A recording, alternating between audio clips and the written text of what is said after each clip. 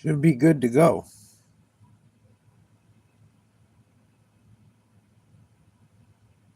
Should be good to go. Fingers crossed. Lately, things have been a little funky. Things have been a little funky at times lately, so fingers crossed. Hope everyone's having a good day. Happy Thursday night. It's almost Friday. Yay. Got Falcons Bucs tonight. Tampa Bay's going to have most of their offense back finally, which they haven't had pretty much all season long. Sounds like Evans is going to go, Bucky Irvin. I think someone else too, another receiver potentially. Both teams are a little bit beat up. Michael Penix Jr. is out, and Drake London is out for the Falcons. Cousins, you never know what you're going to get with him. They still got Bijan Robinson. Their tight end's pretty good. So hopefully we got a competitive game. It's a big game, especially for the Bucs. They're only a game over 500, so they really need a W tonight. Usually these two teams play each other tough. Almost always play each other tough. Usually a lot of points. I think the over-under is 44.5. And Cousins could have a good game. And even if Bijan could get a couple touchdowns, I don't know how much the Buccaneers play their players if they get up big. But I would probably take the over. Please like, share, subscribe if you haven't. I would probably take the over. Falcons are getting 6 points. I would have to take the Bucs. I don't know if I would take the points to go money line. Money line negative 283. You take the points negative 112. If you give up the points, excuse me. Oh no.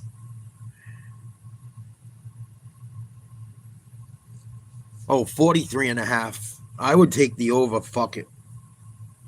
I think they put up 43.5 points. If you take Atlanta, it's 44.5. All right. Yeah, I would take the 43.5 over. I'd probably take Tampa Bay too. Fuck it.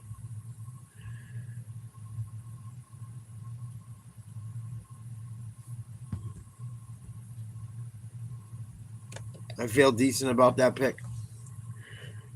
We're going to check out some of the pregame show and hang out. I'm sure people will be in shooting the shit very soon. Got about 12 minutes till game time. Tampa Bay started off. Yes, Sherm, I know you also played for Tampa Bay, in case anyone at home forgot that. Okay, so the Bucs, they started 5-1, but they've struggled lately. They're still tied atop that division with the Panthers. How do they get back on the winning track tonight? Well, let's just say who's playing tonight. Kate Otten's going to be out. Ben Bredesen went on IR. He's going to be out. Tristan Wirfs is back. And they get the cavalry back at receiver. You see Mike Evans there. Jalen McMillan will be in the lineup. Chris Godwin is looking like his old self now after a few games. And Bucky Irving, who's kind of the engine that makes this thing go. Yeah. A lot of guys back for the Bucs. They still have some injuries, though. Kate Otten, the tight end's out. Tyke Smith, the safety's out. And Savassier Dennis, linebacker, out. Guys that are pretty much every down players for the defense. And the tight end as well. So both teams are a little bit beat up. Like I said, Penix is out. He's on IR. He's done for the year. Kirk Cousins will start for the rest of the season. Barring he doesn't get injured as well. Bijan Robinson's going. No Drake London. Drake London's out for at least another week. Maybe longer as well. Cousins' record against the Bucs in his career, 3-2, 334 passing yards a game, 14 touchdowns, 2 picks, 116.2 quarterback rating. So this could has the potential to be a decent game. I wish London and Penix were playing, but it is what it is.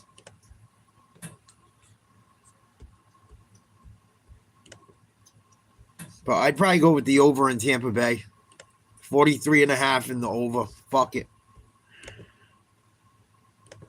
That's my guy right there. Hey, Coach. Hey, look at it. The other side of the football there, Tony, you're talking about with Atlanta. Let's remember, last year, one of the things they were able to do, attack this Tampa Bay defense in the middle of the field. Kyle Pitts had 2 touchdowns last year when they played here. But to me, when you ask what are the Falcons here to play for, talking to Bijan Robinson, he kind of mentioned it. We got a chance to spoil the Bucs season. The Bucs have won 4 division titles in a row. But here's the thing. Tonight, this series, all time, it's 32-32. So this is about pride tonight. Who wants to say they got the most wins in the all-time series? Go for 33. Falcons step up and ruin the Bucs season. Let's go. Bijan Robinson told you earlier in Tunnel Talk that they would love to play spoiler. All right. We got a good one coming up. Hope you guys are having a good night. Hopefully the comments are working. If not, I'll restart the stream and see if it works. Usually people say hi by now.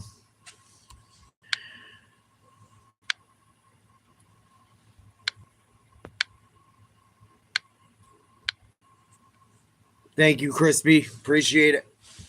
Things are working. Appreciate it. Hello, hello. Good to see you as always. But yeah, I would go with the over. I'd take the over in fucking Tampa.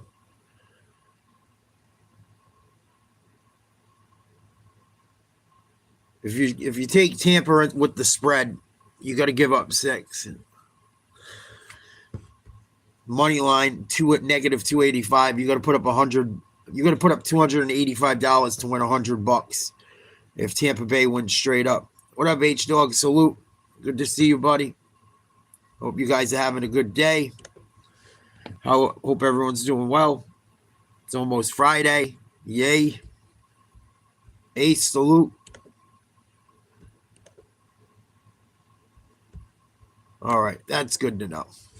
At least we know the chat's working. Sunday, 1 o'clock, Pats, Buffalo. I'll be doing that game 100%.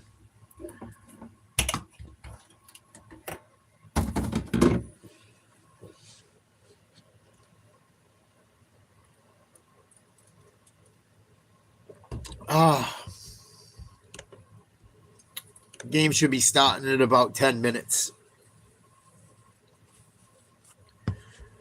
Went through the injuries already. Just hanging for a few before things get started.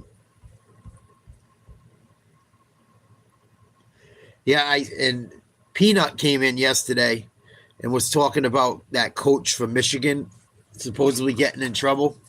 He got fired. They caught him having an affair with a young staff member. And I don't know if it's true. I heard different shit today. Supposedly the girl got pregnant. She's not a girl. I mean, she's probably in her high 20s or 30s. Good-looking blonde. Kind of looked like his wife. But I think he might have knocked her up, too, they were saying. Fucking idiot. And they're not going to have to pay him $1. Married with 3 kids. Threw his whole fucking career away. Probably his marriage, too.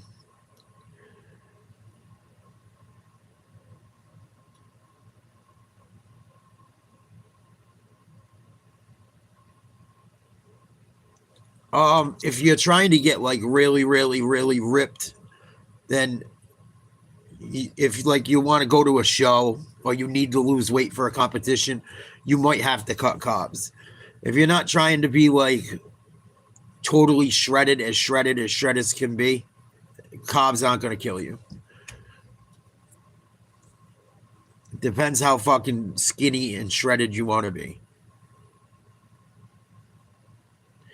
There you go, Ace. Must have felt good to get back in there.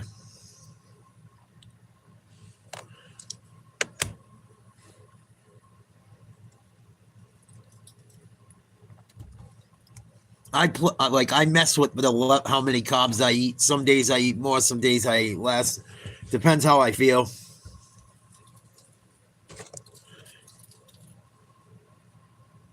Yeah, unless you get to the point where you want to lose like that last 10, 20 pounds, you can get away with eating a little bit.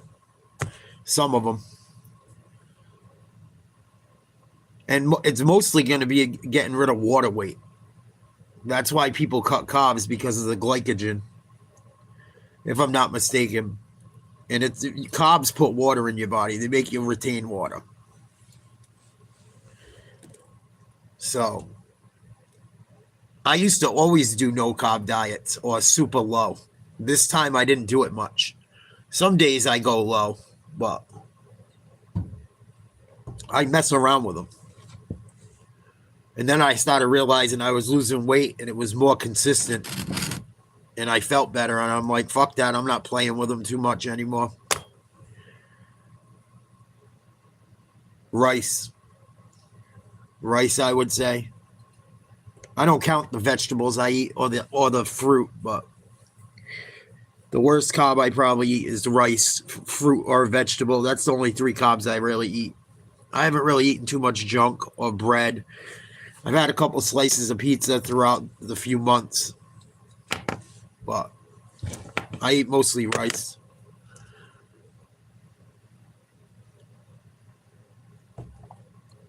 Yeah. You're going to feel a little shitty for a week or so, you know. Don't take long. That's what's the thing about working out and trying to stay healthy and being a gym rat. If you don't go all the time, that shit is gone quick. It's really got to be just a lifestyle. Or, you know, part of your life. Doesn't have to be your everything, but it's got to be on the list. But sometimes I cook potatoes too, but I don't put butter on them. I don't fry them. I cut potatoes up. I learned this from Ronnie Coleman, who's Mr. Olympia. As long as you don't put them in oil, potatoes aren't horrible for you, believe it or not. Now, you could probably eat 5 pounds of potatoes and it's like probably 2,000 carbs. But when you put them in oil, it fucks everything up. When you fry starches, really when you fry anything, it really fucks it up, especially potatoes. When you fry potatoes, it's the fattest way you can make them, other than mashing them and putting sour cream and fucking, you know, butter and all that shit. Fucking, you know, it can't be a pigged out one. Well, I cut them up like French fries and bake them in the fucking oven. And they're decent. They're decent. I put a little ketchup on them, the fucking no sugar ketchup, which I can't stand, but even if you've got regular ketchup, if you don't eat too much of it, it won't fuck you up. It's just if you eat a lot of it, it's got a lot of shit in it. But I bake them and I just fucking eat them like French fries. As long as you don't fry them or spray them with nothing, you're fine. Some people spray them with the cooking oil, but I don't use any of the cooking oil really, or the cooking spray. Occasionally I do, but I really don't use it too much because I think they're full of shit with that. I think it adds a lot of shit in. There's nothing that is nothing. Very few things that are nothing. So I don't listen to what they say on the back of those motherfucking cans all the time. I'm careful with them. No, I don't drink protein. I would rather eat food than drink my calories. But there's a time and place, I think, if you're super busy and shit, or you're trying to put on weight, then I probably would. But for what I'm doing, no.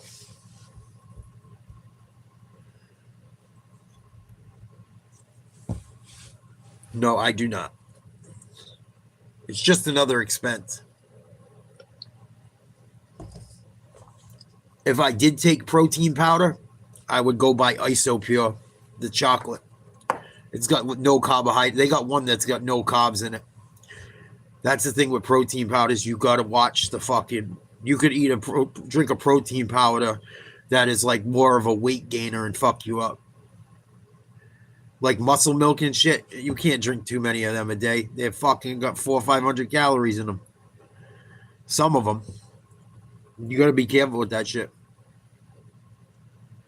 Yeah, that's what I would do if I was trying to put weight on or get, build more muscle if I was bulking.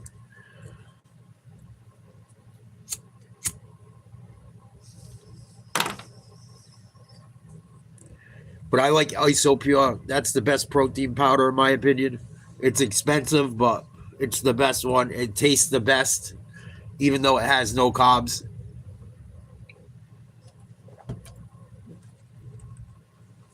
I can only imagine what it costs now.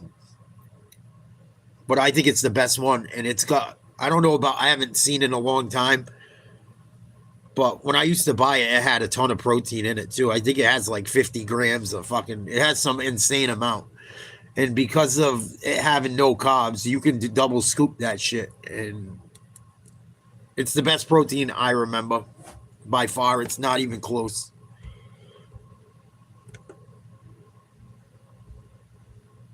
Yeah, I used to watch dudes shovel that shit. Weight gainer. Just shovel it in their fucking mouth, not even mix it. When I was younger. At Gold's Gym, the guys were fucking massive. They competed and shit. Nice return, Bucs. Out to like the 35 to start the game. They probably did, the dirty pieces of shit. Here comes Baker. 7-6, 209 passing yards a game, 20 touchdowns, 6 picks.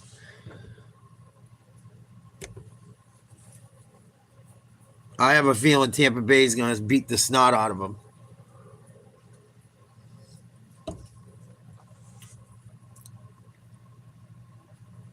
Not much of a gain on first down.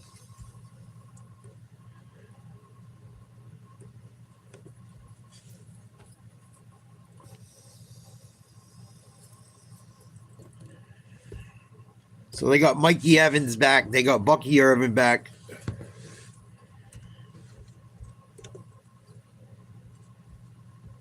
See what these momos can do.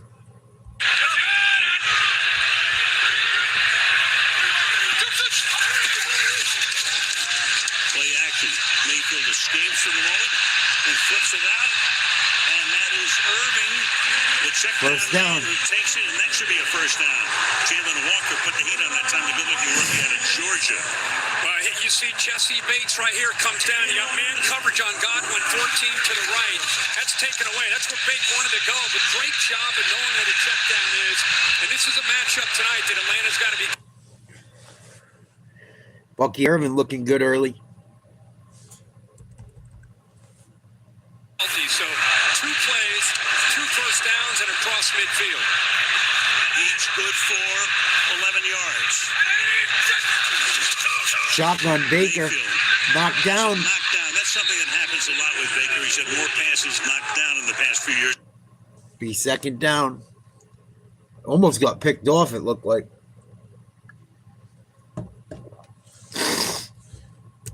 I'm soup for the game this weekend. Knocking it away. New England better fucking fucking win. quickly. One of the things about Tampa Bay, they want to run the football. They want to set up their play action, kind of marry it. 94 right there between that double team. Just not able to get in there, but great awareness to know that ball was coming out on that quick slant. Good job. Is able to knock that away, or that would have been a completion there to Mike Evans. Mayfield's seen that before. There's 110 passes knocked down since he came into the league as a rookie in 18. Second and 10. Handoff. Irving. And he'll get stuck as he crosses the line of scrimmage. That is Brandon Dorless making that stop. Third down. Atlanta, it would blitz rate in the entire NFL. They're getting downhill, whether it's the run game or challenging this offensive line and their pass protection. And now they got Baker Mayfield in this offense where they want him. This is where Raheem Morris, it's what he loves, getting them to third and long and then getting creative. Whether you bring the pressure, show it, and drop, just try to confuse the offensive line. To Britt. Third down and 10. Good. They got to subscribe to do it now. Good. Fuck them. Pressure. They blitz again, and that pass is incomplete, thrown to the outside of the rookie, Emeka Egbuka, who got off to a fabulous start this season. He's cooled off. And this is how they do it. I mean, you see this all over the league. They're showing pressure right here with his blitz, so you get a pickup by Irving, and then the blitz ends up coming from the outside there, from the nickel with D. Alford. Should have been caught. Good job of creating that confusion and hurrying, making Baker Mayfield hurrying that clock up to make him get that ball out of his hands quickly. So 2 quick first downs, then it bogs down.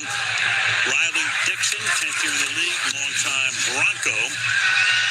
Tompkins back to receive it, lets it bounce. Can they stop it before it gets into the end zone? Nice play. Good job by the Tampa Bay special teams unit getting to that ball before it got to the end zone. Time tonight. Wow. 1 yard line. The No NFL score. on CTV is brought to you in part by Falcons, nice job on defense. But yeah, I like the ISO Pure one. That was always my favorite. I know it's more money, but I don't like the protein powders for the fact that they have a lot of fat. Some of them, you got to be careful. You got to I mean, it's like that with anything. But read the labels. Read the fucking labels. Bro, I'm just going to block you all night. Or I'll go to subscriber. I'll go to fucking members only. Matter of fact, I might do that right now. Just because I'm not dealing with your dumb ass all night.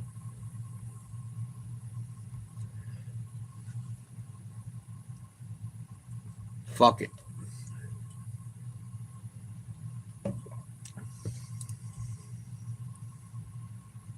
TV timeout right now. We're going to members only. I'm not dealing with fucking bots and idiots tonight.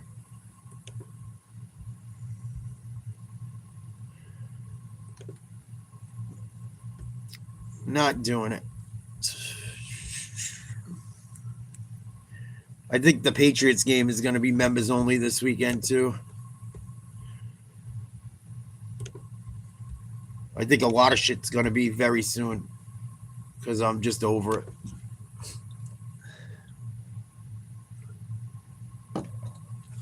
If the morons want to spend money and get booted anyway, so be it.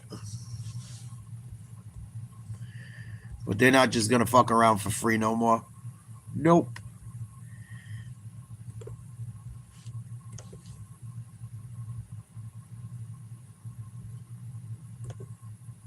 It's a TV timeout. Let me switch to members only. Save it. That should take care of most of it.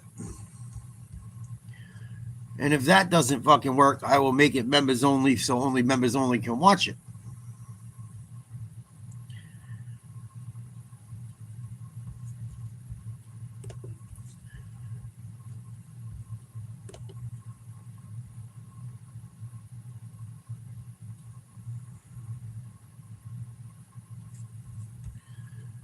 I want to make sure I have this right.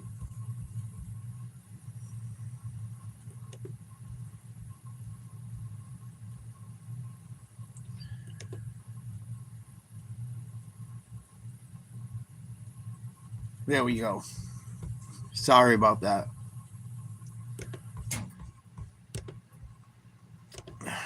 And let's see what Atlanta can do on their first drive. 2nd and 9 from their own 4. Cousins under center.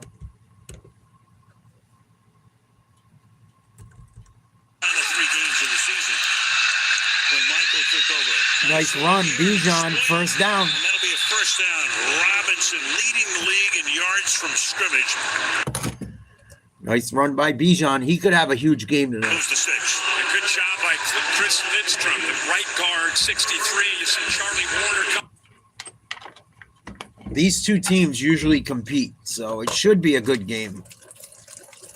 Even without Penix in London, it should be competitive. In, picks up another nice block. Watch 63 right here, the right guard.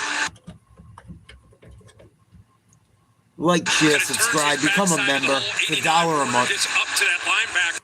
Don't be a brokey. Become a member. Hang out. We got a good squad of people. Thank you to everyone that's became a member and donated membership. It's helped the channel a lot. We avoid a lot of nonsense because of it. Having a really good year. Contract Thank you to everyone that has. Tampa too, man. That linebacker clears out, opens it up nicely for Pitts there on that crosser. And he's such a great target at 6'6". They really feel that he and Bijan Robinson, with Drake London down tonight, have got to be able to obviously step up in his pass game. Jamel Dean is shaken up on the play, and they're going to walk him over to the Tampa Bay sideline. Not good for Tampa Bay. Flexing that right arm. He took the hit and all that weight from Kyle Pitts, all his momentum. After that catch, he connected right there with Dean. Pitts at 6'6" and 250 pounds.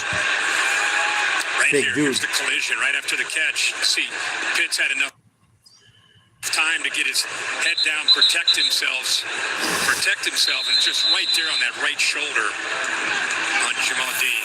Dean is out. Jacob Parrish, a rookie out of Kansas State. There he is, third-round pick. Comes into the game. Ball is at the 30-yard line. First down.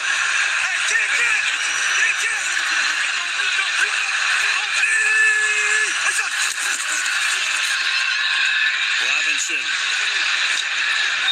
Both running backs tonight. The key running backs wearing number 7. Logan Paul makes that stop. 4. Logan Paul makes the stop. That's funny. What a hell of a name to be stuck with. Imagine being the Logan Paul that's not the fucking moron. Would tell you pretty quickly. I hope Logan Paul gets fucking, or excuse me, Jake Paul gets smashed by Anthony Joshua. Anybody who watches this offense, whether it's Penix or Cousins, If not, he's a real boxer or that shit is rigged, one or the other. I don't know what to fucking believe. Nice play, Bijan. Bijan Robinson's going to have a big night. He's starting to roll already. And without Drake London, he's going to get even more touches. No score, first quarter. Buccaneers punted on their first possession. From the lead arbiter, Mr. Carl Sheffers. I think so too, Ace. Get the call. The Falcons are already going back. There's no foul on the play. They took it off. I think initially it was Pitts potentially grabbing him there on Antoine Winfield Jr. Okay. Good no call. So they move from their own 6 rapidly up to the 43. So Atlanta's driving on their first possession, started on their own 1. 39% of their team's offense. Was a good backup as well in time. Cousins in the shotgun, man in motion. Hands off Robinson. Oh, no, excuse me, Algier. Gain of almost 4. As you're going to see, and they both do it very differently. Robinson, of course, is so elusive, so dangerous every time he catches it. But, man, when Algier gets in there, it's downhill and running through arm tackles. So it puts a lot on the defense to be able to account for who's in that backfield, and they fit in nicely with... 2nd and 7 coming up. I worry about the Buccaneers defense a little bit what tonight. they're trying to do. With this lineup right now, especially with London down, they've got to be able to run the football to set up that play action game. Atlanta's opening drive. Robinson back in the game on a 2nd and 7. Takes it to the outside. He goes. Nice run. Takes the ball into Bucs territory, gets to the 49-yard line, set up a 3rd and 2. Logan Hall in on the stop. They work on Dean. He's trying to test his strength out and see how he's feeling. He's having a great year for this secondary. And very rare to see him hit. 3rd and 2 for Atlanta. 8:24 to go in the first. No score.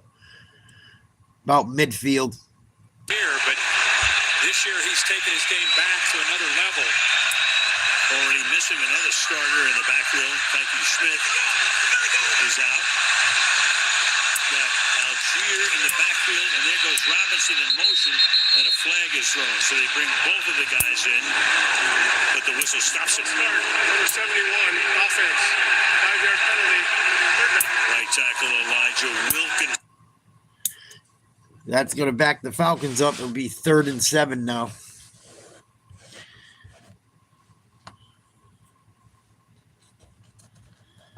But I hope Anthony Joshua tears his fucking head off.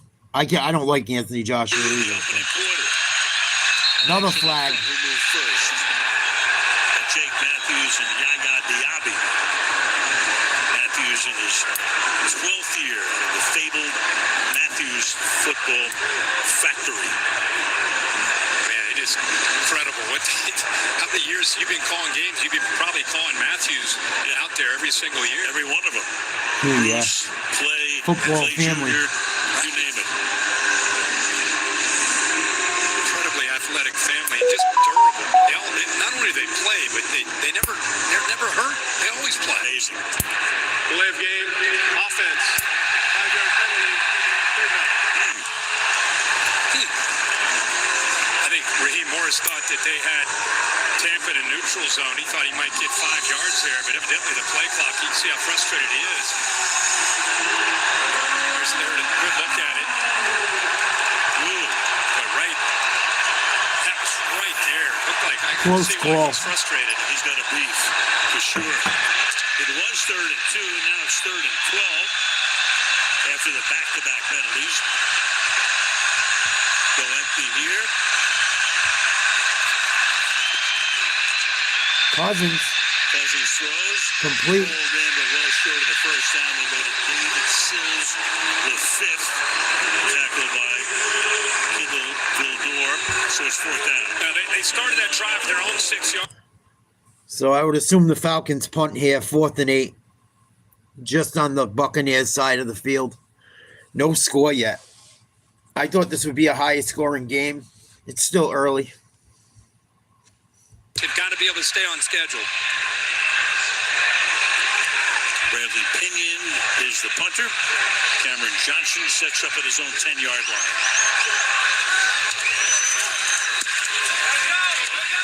Good kick, good coverage. Falls for the fair catch. And this does make it at the 17-yard line. Seamers have the ball once, 6:22 to go in the opening quarter. Not the greatest kick, not the worst kick.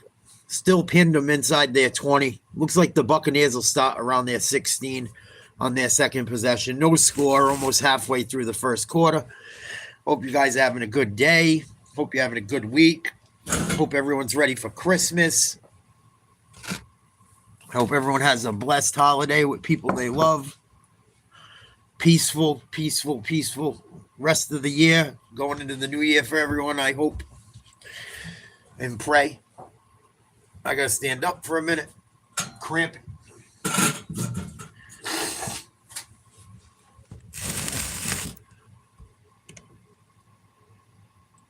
ESPN said Tampa Bay's got a 63.5% chance to win this game. Falcons 36.3. I guess there's a 0.2% chance of a fucking tie. No Drake London or Michael Penix tonight for the Falcons. Tampa Bay's got a bunch of guys back, especially offensively. A little bit beat up on defense. Weren't able to get much going in their first drive. Bucky Irvin had a few first downs, but they didn't have much luck throwing the ball other than one of his catches. And I think maybe Egbuka or one of them guys grabbed another one. Baker had a ball knocked down. That was dangerous. Falcons just had a pretty good drive starting from their own 1, but just couldn't get it. Couldn't keep it going. The penalties just destroyed them on that drive. They had a 3rd and 2, which was very manageable, especially with Bijan Robinson and Algier. They got 2 very good running backs. Quality running backs anyway. They fucked that up pretty good. $1,400 a month if you have good credit to drive a fucking new Beamer. $1,400 a month for a fucking car? Oh my God. That better not be a lease. I'm sure it is. Looks like they had the 745 out there, so I wouldn't doubt it. Fucking nuts. Baker in trouble, steps up, throws, hit, almost picked. Incomplete. Here we are. Too good. Too good. You can't make it up. Nope. One of the great debates, right? Throw Sure. LeBron in. Is there LeBron James in it? Not yet. We're Raymond James, though. The fans are frustrated. Took a shot, but they didn't call it. They felt he got hit in the head there. Shotgun again. 3 wide receivers. 1 tight end. Shotgun. Handoff up the middle. Nice run. Few tackles broken. They got a scrum. Wow, good running. I think that was Bucky again. It was. We'll see where they say he didn't have forward motion. That did not draw a flag. See the follow through there that I don't really.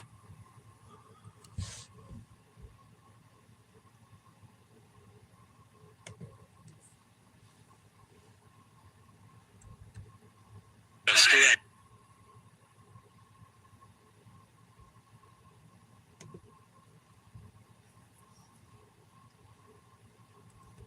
Penalties, second only to Dak Prescott this season. 3rd and 3. Blitz. Pressure. Sacked. Behind, it's spun down by Caden Ellis. Back at the 18-yard line. Wow. Flag thrown. I'd say on a short week, these two defensive schemes. 24 defense, 5-yard penalty. On Atlanta, automatic first down. Holden. Terrell Jr. Boy, Tampa Bay got lucky with that one. Tampa Bay's rocking their old school joints from like the 80s. The creamsicle looking fucking uniforms. Right now, their biggest issue isn't Mike Evans against Terrell. It's the offensive line against his split package that Morris is dialing up. First down to the 29-yard line. Nice play. Spins, hands the ball off. This is a first down and a lot more for Rashad White. And White up Nice to the play. 49-yard line. They were talking about Robinson and Algier, the 1-2 tandem. They faked the handoff to Irvin and then handed it the other side to White. Nice misdirection play.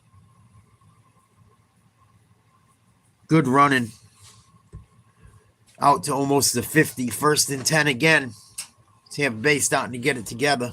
Hard by Baker Mayfield. White's longest run of the season, 20 yards. Meanwhile, Mike Hughes, the corner. Someone's down for the Falcons. Play. But got up pretty.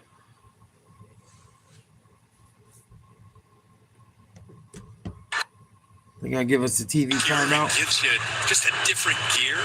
And then White, who's No score. 4:49 to go in the first. Hughes coming off the field injured. Limping a little bit. His 8th season in the NFL. 4 picks. 34 passes deflected. I think that's for his career. think because he's got that size. So both can do a lot of good things. Both catch.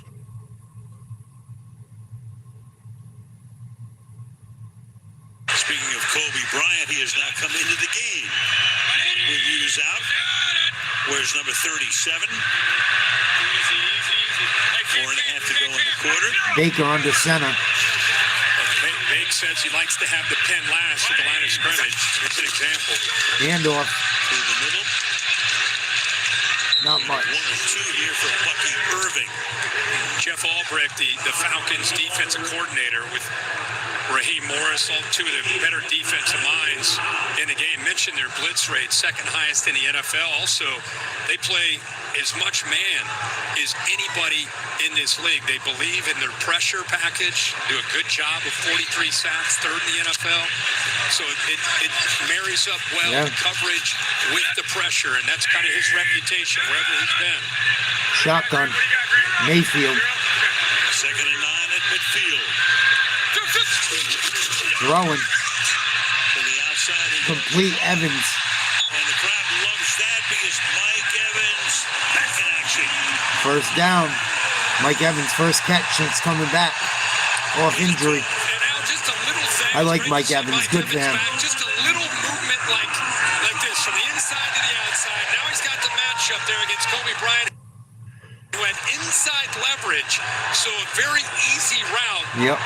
We asked Bake, how long does it take to get back into sync with 13, even though you haven't played with him with that broken collarbone for a couple of months? He said, it's like riding a bike. Yeah, not long. Not long. First and 10. We're ready to go. Shotgun.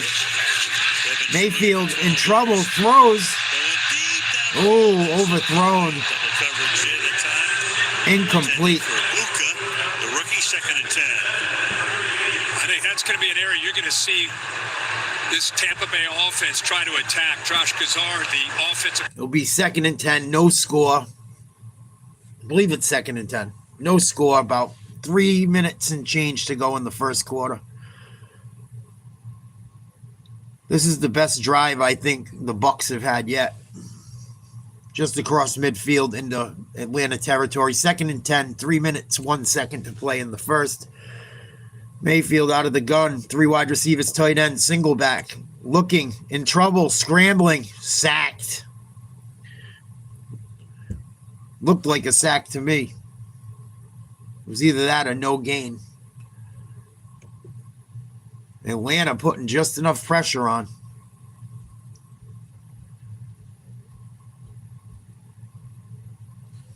Off just nicely. Third and 15. Wow. McVay and Les Snead, but these guys have been such a great addition. You're talking about a defense. They couldn't get home unless they blitzed. And now you've got a couple guys in Pierce and Walker. Walker played for the Bulldogs. They got some guys that can get after the quarterback now. They don't always have to blitz. And that's 6 straight games with a sack. Third and 15. Baker. Complete. Egbuka. Egbuka comes up and into the 20-yard line. And Madison, no, it's going to be on them. Tampa Bay says no. There's a flag on the play. Egbuka caught it. Everyone in the secondary was throwing a flag up saying there was something on the Bucs. Baker's walking upfield with the first down sign up. Because all the receivers are hurt. He got some chances, made the most of it. But in the last 3 or 4 weeks, he's had some drops. And this is a huge play for him. He's going up against one of the top corners in the NFL. Bake still believes in him, told us that he would. Second flag on Terrell, but a great catch by Emeka Egbuka. Good to see the smile there. So it's on the Falcons. Mature beyond his years for a rookie. Another Ohio State product. Mayfield 3 for 7. First and 10 from the 20. Shotgun. Looking, throwing, complete over the middle. I believe he got in. Should be 6. If not, he's down at the goal line. I think it was Godwin. If not, it was Tez John. I think it was Tez Johnson is his name. Touchdown. 6-0 Bucs. Nice throw. Stepped up over the middle. Buccaneers receiver. Good job holding on to that one. Was that Tez? It's close. It's close. The ball looks like it's at the goal line, which is a touchdown before his butt hits.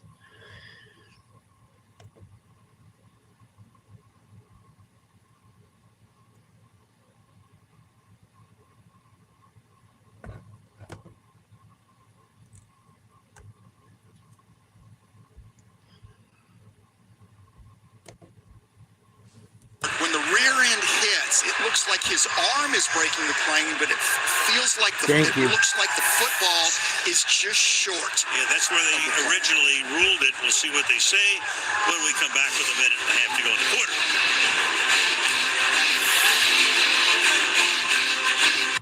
So they're reviewing this play, see if it was a touchdown or not. If it's not a touchdown, it will be the Buccaneers ball on like the 1 inch line. A couple minutes. I think there's less than a minute to go in the first. Should be like under 2 minutes at worst. Please like, share, subscribe, become a member, become a part of the community. It's $1 a month. We're going to be doing a lot more members only stuff.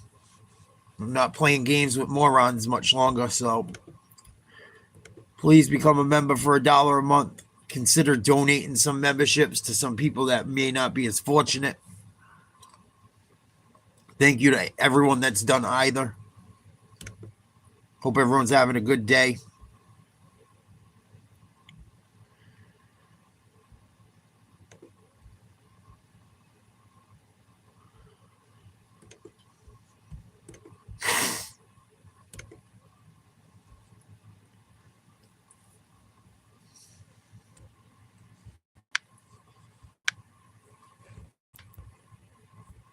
I don't know how they make this inconclusive. I think this touchdown ends up standing.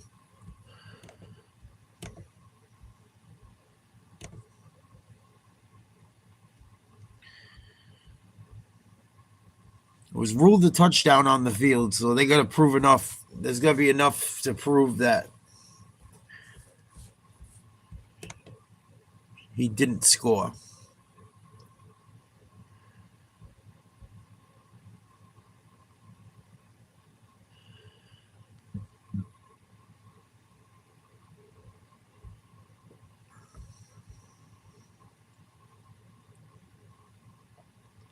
Liam Neeson got another movie coming out? Was this some other dude? Oh, Patrick Dempsey. Haven't seen him in forever. Oh, it's a new series. Memory of a Killer. No, thank you. I'm all set.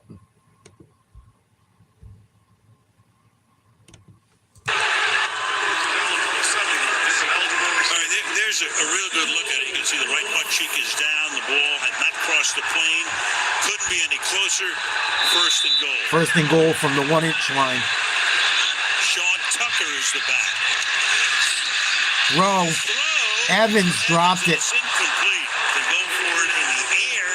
Terrell covers on the play, second and goal. Yeah, they go jumbo. You're thinking, all right, run the big back. Let's get Just run it. touchdown. Instead, What he are you sees his doing? guy out there one-on-one, and anytime he sees a one-on-one matchup, he don't care if it's Terrell or not. He's going to trust his guy to be able to win that matchup. But give Terrell some credit. Out there on an island against a future Hall of Fame receiver and holds up very well there. I think it get Evans a touchdown.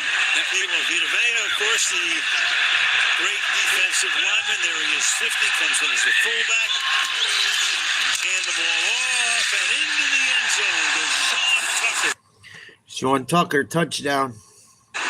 Leading the way at 347 pounds, and Tucker brings 205 to the party. And let's not forget Tristan Wirfs on that left side, too. Healthy, the 78 there at left tackle. You go jumbo there. You got another tackle. Chukwuma's in there as well, playing the tight end role. So, yeah, they basically let you know with the tight end coming over there behind Vita Vea. We're running left. Good luck stopping us. That's Vea's first offensive snap of the season. Through the years, he's played that role a lot, but not this season. Meanwhile, the extra point here on McLaughlin is good. They go 11 plays, 83 yards in 4:44, 7-0. Tampa Bay, and we're back in 30 seconds. 7-0 Tampa Bay. Minute 38 to go in the first. Tucker up the middle for a 1-yard run. McLaughlin knocked in the extra point. I didn't like the play call. I know you want to get Evans a touchdown his first game back, but you're on the 1 inch line. Fucking run that bitch in.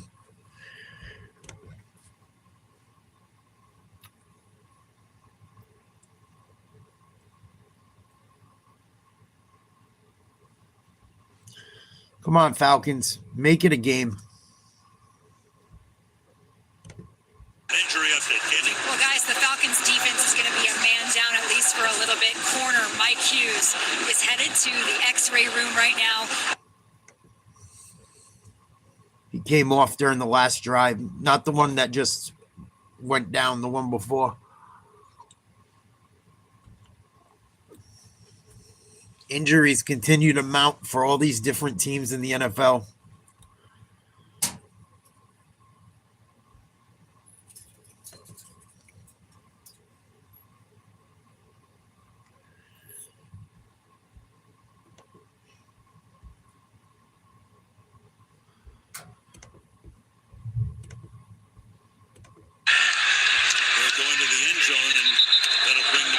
To the 35-yard line. Bijan Robinson running it up. 26 games with 100 or more scrimmage yards since he came into the league back in 2023. Which, as Kirk mentioned before, great receiver as well. He's fourth in the league in rushing, tops in scrimmage yards at this point. Yeah, doing such a good job. See if Kirk Cousins and Bijan Robinson and someone else can do anything for this fucking Falcons offense without Drake London tonight. And learning a new offensive structure from what he played in college with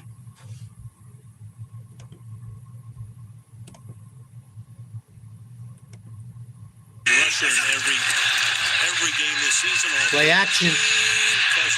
Complete. Hits. He winds up hitting Pitts. Good game to the 39-yard line. Quickly out of there. Remember, Drake London is out, so Pitts is going to be that number one guy tonight. That's right. With him motioning out, they create a favorable matchup. Keep in mind, he is 6'6", going up against a 5'10" corner. But he's got wide receiver skills. So when he came out of Florida, he was the fourth pick overall. This is what people saw.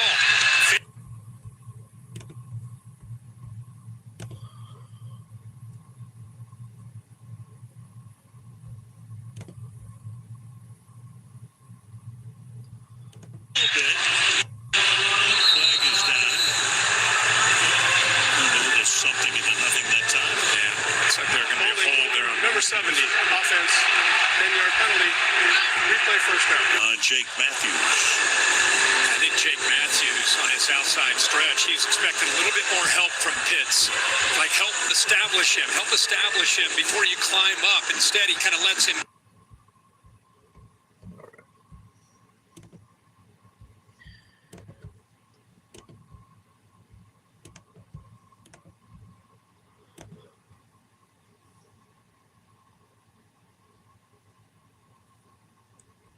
First couple tries, some really good, and then first and 20 from the 49.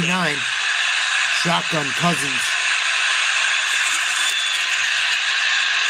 Handoff. Bijan. To the 41-yard line he goes. Second out of 12. Nick Jackson makes the tackle. You almost feel like Zach Robinson's handcuffed, without Drake London. This group of wide receivers with Darnell Mooney when he's healthy, Drake London when he's healthy, it's a good group. But you take those guys. Well, Mooney's out there, but he's not nearly end of the close first to being 100%. Just a different kind of game. End of one in Tampa. Bucs 7, Falcons nothing on Thursday Night Football.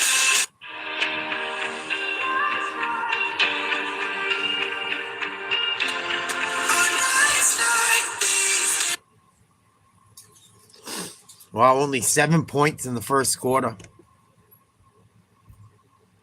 I figured each team would have, one of the two teams would have at least 10.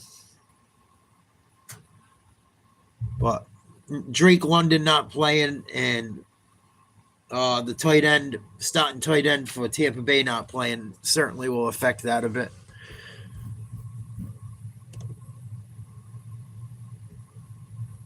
What time is it? It's almost 9 o'clock already. Holy shit.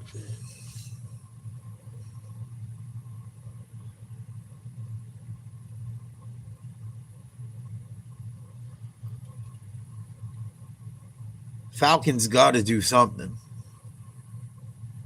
They cannot afford to fall behind, especially missing people, especially without London. Someone's got to fucking step up in that, whether it's the tight end or the wide receiver. Because if it's left up to Bijan, I mean, he'll do some damage, but he can't beat. I don't think he can do it all alone. Now that Tampa Bay's got their whole offense back, pretty much. Although they are missing their starting tight end, they got Evans back, Godwin's back, Bucky Irvin's back.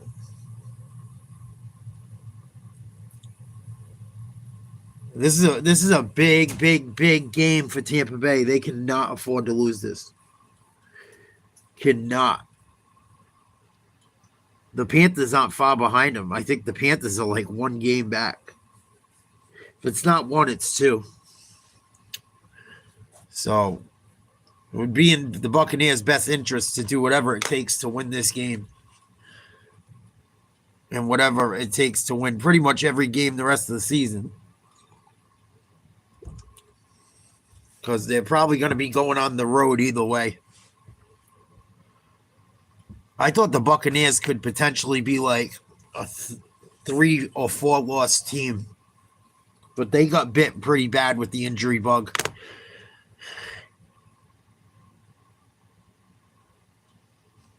And Baker's like just under 3,000 yards for the season going into tonight's game, even without Evans and one of his best running backs. Or probably their best running back. I shouldn't say one. Bucky Irvin is clearly the number one. White is really good, boy. He's not. I don't think he's as good as Irvin. Cousins gets it to Bijan. Breaks a tackle, 2nd and 12, first down and more. Gain of about 17. Nice play.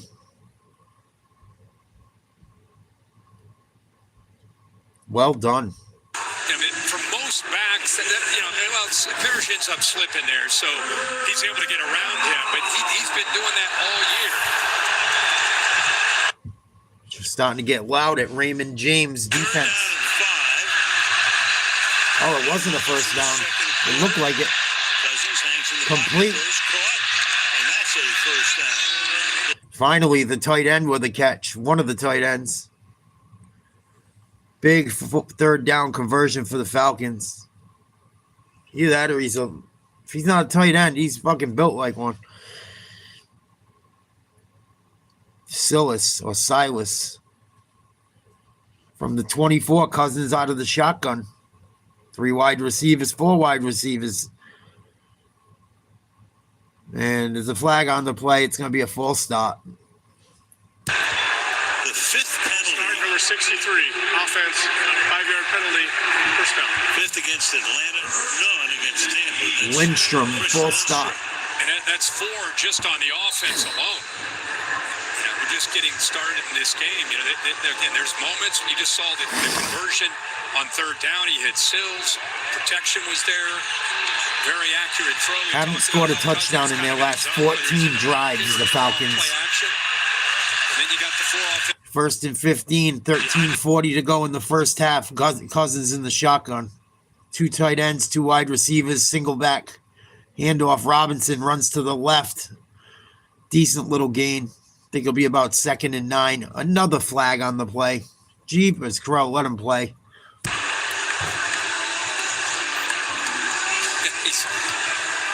He's clapping, must be on Tampa. Holding, defense. 5 yards will be added to the play. Automatic first down. Their first infraction. 96. It's on Greg Gaines. See Raheem with kind of a sarcastic, hey, all right, we're going to call it both ways tonight, all right. Finally. Big fella right there. Right in the middle. I don't know how you right in the middle of all that. You tell me. 1st and 10, Cousins. Algiers in the game now out of the pistol from the 19-yard line. Cousins. In trouble. Throws it away. Sills was closest to it. Levante David has been doing this for 14 years. Put the pressure on. you know, being that second year out of a torn Achilles, you know, he's still in the pistol from time to time, but they'll also get him under center because he's able to move around a little bit better. It's never been a strength of his. But you can tell 2nd and 10. at least on that aspect, Atlanta at threatening. this stage of his career at 37 years old, 14th year in the league. he definitely Cousins, feels better shotgun again. removed from that Achilles. His first incompletion. 2nd and 10. Throwing. Thrown. In traffic, complete. Goes to Sills here. Takes it to the 14-yard line. 3rd down. 3rd and manageable coming up. Please like, share, subscribe. Become a member, $1 only per month. We're going to be doing a lot of members only stuff going forward. Please don't miss out. The crud? What's that mean? I never heard the crud. 3rd and short. Incomplete. Robinson closest to it, so they bog down again, 4th down. And that's just a mystery. I've circled him because that's Bijan Robinson. You have Algier and Robinson in there together, but he's lined up out here as a wide receiver on the inside. He probably has an option route. He waits till the 2 receivers. Those are bad. Then he's probably got the option based on the leverage to go inside or outside. Head colds suck. You get massive headaches. I know exactly what you're talking about. Fucking start eating that vitamin C, brother. Get that fucking sleep. That sucks. It sounds like you're underwater and shit. Yep. All swollen. Kick is up and good. 7-3. Another flag on the play. Jeepers crow. It was 4th and 4. That's a first down. It's a first down. The offense come back out on the field. Yeah, it's McCollum who was offside. Atlanta catching a few breaks here finally to keep this drive alive. Take 3 off the ball. You should have seen the blonde I seen at the gym today. Oh my God.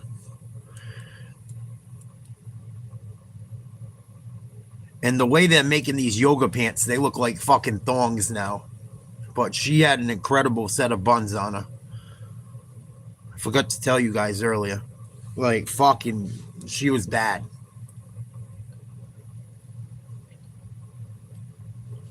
Moves the ball to the 8-yard line.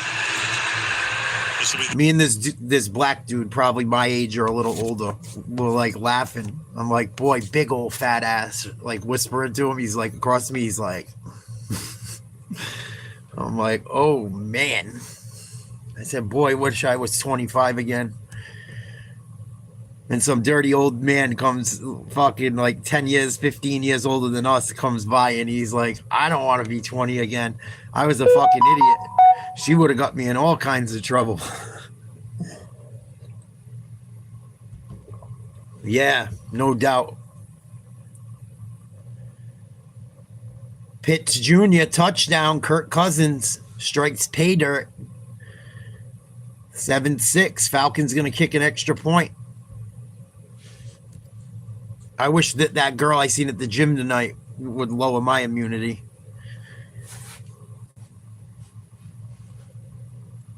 Serious set of buns, dude. She was tall, too. She like 5'7". Fucking broad was in good shape. I was like, wow. Good for you, girl.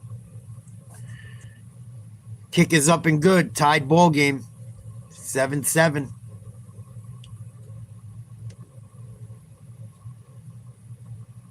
Got to go back to the Nat Geos and build up your reserves.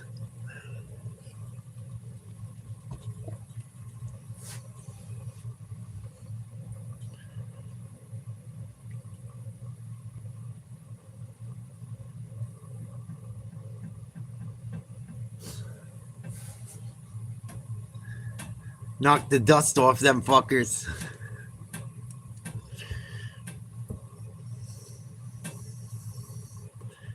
Like, share, subscribe, become a member. We're just hanging, shooting the shit. Listening to the Falcons Buccaneers game. I think there's about 10 minutes or so left in the first half. Something like that it should be. All tied up at 7. Boy, they just keep pumping out commercials for that Avatar movie.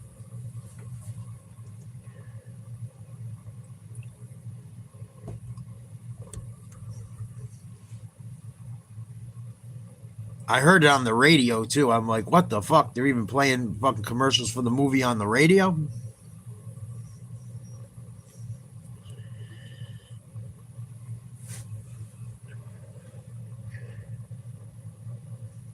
I might go fucking see it in 3D if it's not $1 million. If it's under $20, I'll go. I liked watching the first 2 in the movie theater. What up, Whaley? What's crapping, buddy?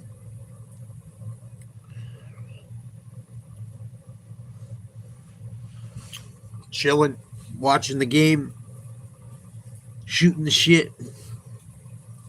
Hope you've been well. Baker Mayfield's rise. After being drafted first overall in 2018, he played for 3 teams over his first 5 seasons and had a record below 500. But that's all changed here in Tampa since Mayfield joined the Bucs. He ranks. Cool. Thanks for swinging by. Please throw a like up. Whaley, man, you got to get a membership, man. You're going to stop missing out. A lot more shit's going to be members only. We're going to get into the playoffs. Don't miss out. Pick by Cleveland back in 2018. Had his moments there, but winds up leaving, goes to Carolina. And of course, if there was ever Touchback. Kicked into the end zone. Returner took a knee. Tied at 7. I think the Bucs will start from their own 30 or 35. I don't like the new kickoff rule. I like that you can't just boot it out of the end zone every time. But I don't think a touchback should mean you start at fucking so far upfield.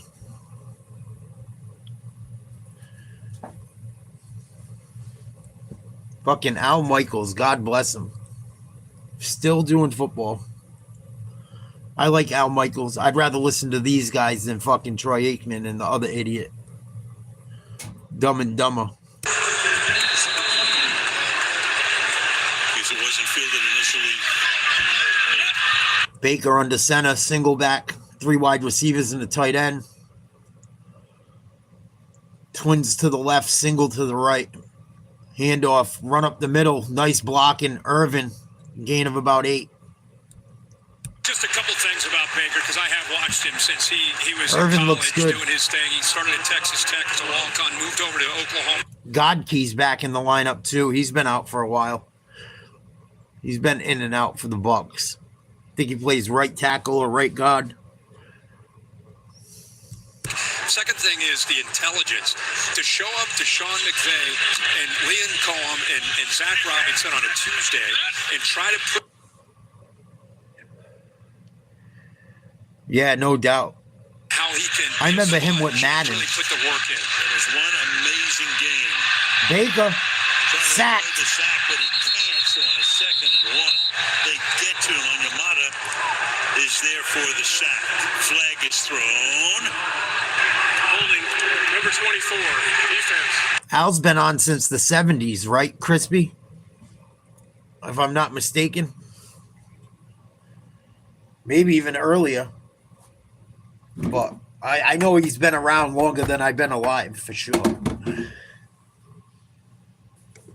Veteran, one of the better players, not just on the Falcons, but at his position, really in the league with his length and experience. But that's a 3rd flag tonight on him. So a penalty against the Falcons again. So a first down now called Sheffers. Ready to see. Again, another example. What's wrong with Atlanta? They got good Shotgun. players. It's just making too many mistakes. Man in motion, 3 wide receivers, 2 running backs. They run a sweep to their big fullback. Nice run. Good run, gain of 6, got out on the edge. Nice tackle by the linebacker. Down, but ended up being just short. Just to give you an idea. Really? I thought he was around in the 70s. Thank you for letting me know. He probably worked for like smaller companies and shit. Most of them guys stop with like local channels and shit. But yeah, I do remember him being a little kid with Madden, watching it with my dad when I was very little. I knew he's probably been around pretty much as long as I've been alive. Handoff. Good job by Irvin, but still nowhere to go. Swarmed. Tried to get out of it. Good pursuit by the Falcons D. It's going to be 3rd and long. 10-15 to go in the second quarter. Yeah, since he was on the big time, I got you. There you go. See, I mentioned this to our great team-man, Mark Titleman. Here, Musa. That's a direct hit. Look at that. He did it as a ram, too. Shotgun Baker, tricks bunch to the left, 4 wide, 1 to the right. Rose, no, pulls it down. Keeps it, almost gets sacked. Scrambling. Fakes twice. Incomplete flag. Crowd wants a flag. Should be a flag. And there is one on the other side of the field. It's an illegal man. Yeah, back at the 42. That's going to be on Tampa. Should have been a fucking flag on pass interference again. Illegal man downfield or something. Penalties declined. So Tampa Bay is going to have to punt. It's the right guard. Everybody comes back doing their job, but with Baker, it's unpredictable, especially on 3rd down. Watch him take off, he thinks scramble, and instead he's well behind the line of scrimmage when he throws that football.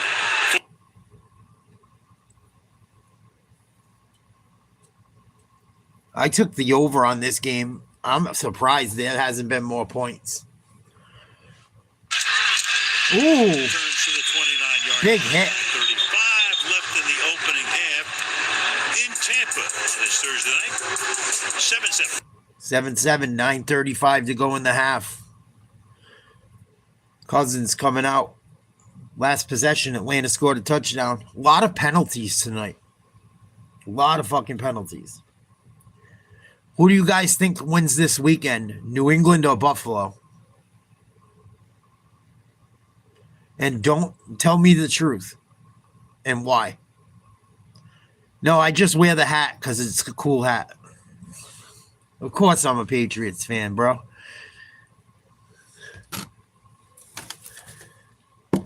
It's funny you said it as I asked the question, so I'll give you that. You think New England wins? I hope so. I really fucking hope so. I hope the Broncos lose, too. I think the Broncos are playing the Packers at 4:25. I'll be covering the game. We might make it members only. We'll see how many trolls come out. Get your memberships. It's only $1 a month. Don't miss out on the playoffs. It'll be for members only. So I can avoid a lot of nonsense. And excuse me.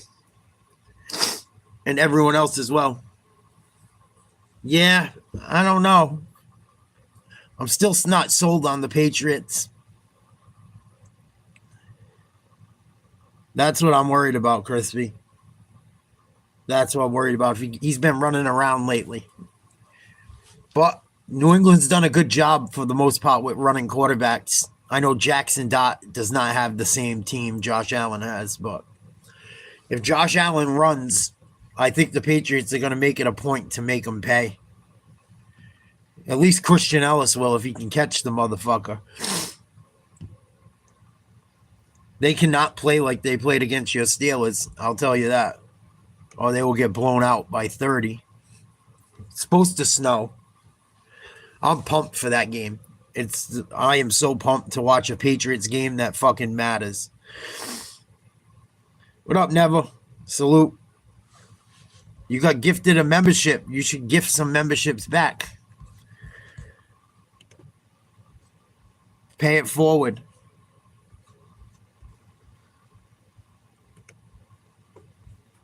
Memberships are only $1 a month. Don't miss out on the playoffs. 1st and 10. Bijan. Off to the races. Out to the 40, 50, 40. Out of bounds. No flags that I can see. Bijan Robinson's legit. Drake London is too. Unfortunately, he's not playing tonight. If Drake London was playing, it'd probably be over 50 for the over-under tonight. Sure.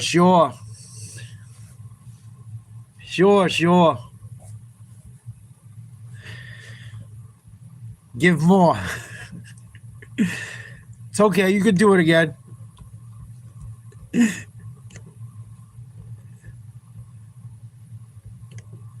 won't hurt. 1st and 11. I don't know why it's 1st and 11. They must have fucked the graphic up.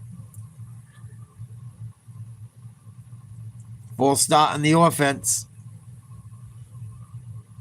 A lot of flags. Holy shnikes.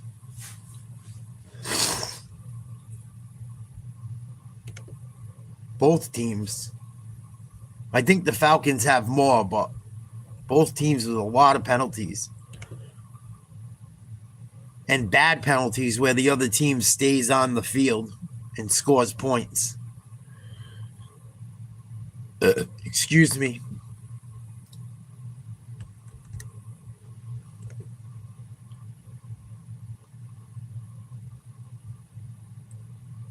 Right?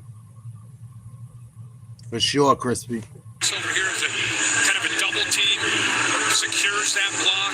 This offensive line is very, very efficient. It's really led by the left tackle, Jake Matthews. A lot of people believe he's having an all-pro kind of year, maybe the best of his entire career as a 12-year player. But the interior does a great job of those combination blocks.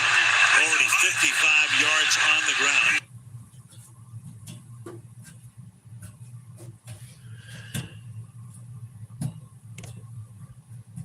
That's what I'm saying, never.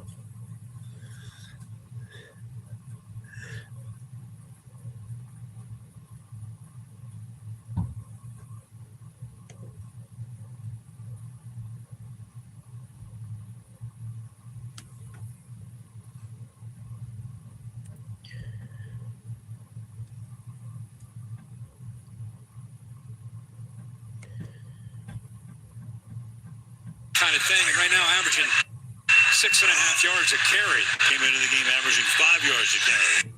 What a guy. Jamie Turd Pencil. Oh, that's going to be trouble. What a guy. I might get a YouTube paycheck this month. Woohoo. It's close. I got to make like another $100 to get a paycheck from YouTube this month. I got till the 21st. Seasons. Now he says that work is paying off as he leads the NFL in scrimmage yards and is on pace for a career high. He pretty much established himself as the real deal. Thank you, never. Second down and 10. Never say never. Cousins, 2nd and 10 from their own 40.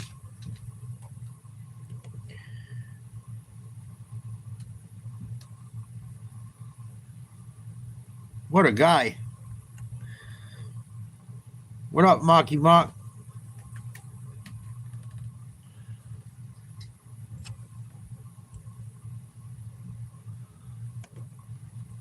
Checking out the game. You still shoveling snow? Fuck. Every time I talk to you, like over the last 2 winters, moving snow.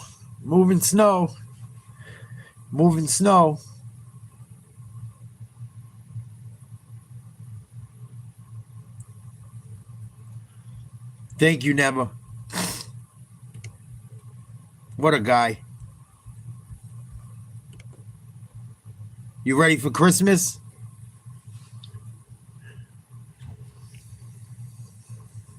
You guys ready for Christmas? Yes, no, maybe? Coach, whoever's raised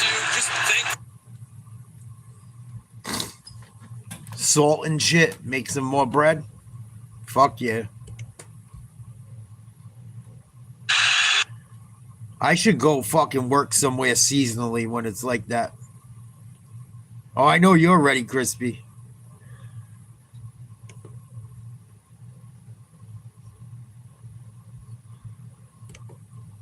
We haven't gotten shit for snow the last few years. We get like one big one every year. It hasn't been like it used to be. We used to get over 100 inches. Now we get like one storm where it's like a couple feet, and that's it. Maybe a couple other ones under 6 inches. Nothing fucking crazy.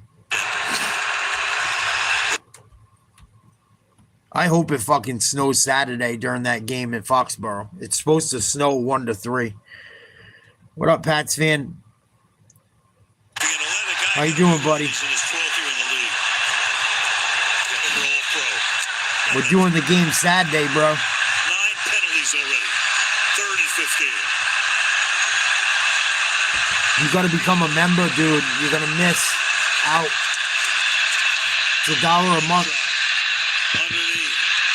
Pitch. Ooh, big hit. To the 48-yard line, 4th and... It's going to be like 4th and 3, right around midfield. I think they're inside the 45 of Tampa Bay. How do you feel about the Pats Saturday? They say we could get some snow. Cool. I just don't want you to miss out, man. And I can only gift 10 a month. If I could gift more, I would do it. I don't even pick who they go to. It's random, or else I'd give you one. That's why you got to come in here when people are gifting them, or you never know what's going on. Next time you're in the chat, when I get to gift mine next month, I'll try and get you one. The 10-2. With 6:44 left in the half. 4th and 4. 7-7. 6:44 to go in the second quarter. Forget he was at 32 years old, the coach of the Tampa Bay Bucs for 3 years. He was on John Gruden's staff back in 2002 as McCollum walked off under his own. Diggs had a big game against Buffalo too. In Buffalo, he destroyed him. I think he had almost 150 yards receiving. I hope New England fucking does it. First was 38 yards. Cameron Johnson back to receive it. Calls for a fair catch, but that's skids into the end zone for a touchback. 6:29 to go, tied at 7. First half. Buccaneers will get the ball back. Pats fan, how do you feel about the Pats this weekend?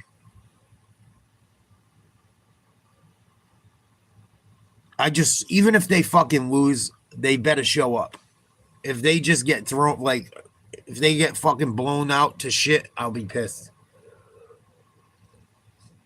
And that crowd better be into it.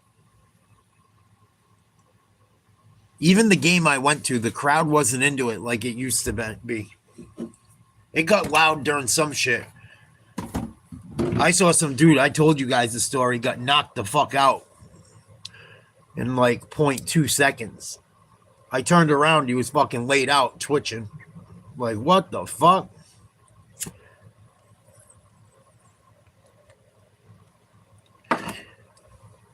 My cousin wants me to go with them to go see the Dolphins game towards the end of the year. It might be like the last game of the year. Last time I went to that game when Brady played, it was fucking freezing. It was like it was below 0. It was one of the coldest games played in the regular season, or it was either regular season or ever, or like it was one of the coldest games ever, and it was one of the coldest games played in like 40 fucking years. It was awful.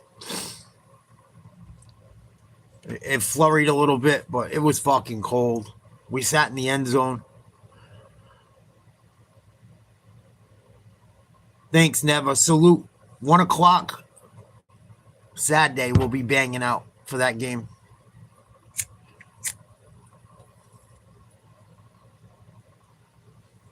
And I'm watching that fucking game. I don't care what. That doesn't matter what's going on.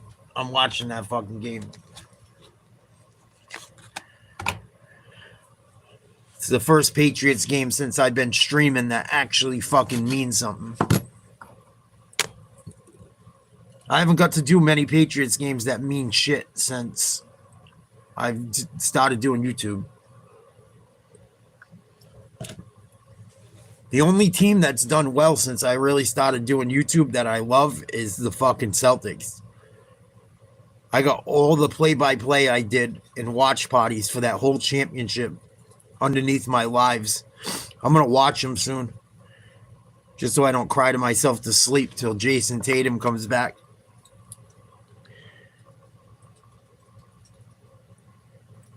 Baker incomplete, 2nd and 10, 6:26 to go in the first half. Tied at 7. Excuse me. First year, then lost 12 more. They were only 26. And of course, it's that famous quip about what you think of your team's execution. Shotgun, Irvin to the right. Tight end, 3 wide. Man in motion. I believe it was Tez. They run a screen. Caught, complete. Tackle, gain of 4.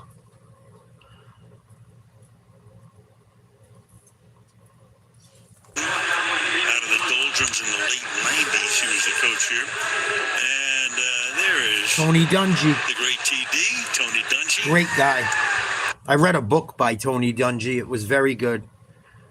And I think Tony Dungy in the book, I think he lost one of his children, unfortunately. But it was a very good book. Very, very good book. He used to play in the secondary, I think, with Herm Edwards for the Jets. Baker throws complete. Was that Evans? Yes, sir. First down. Old reliable number 13 with a big-time catch on 3rd and long. Mike Evans a fucking beast. I think that's half the reason Manziel was so good.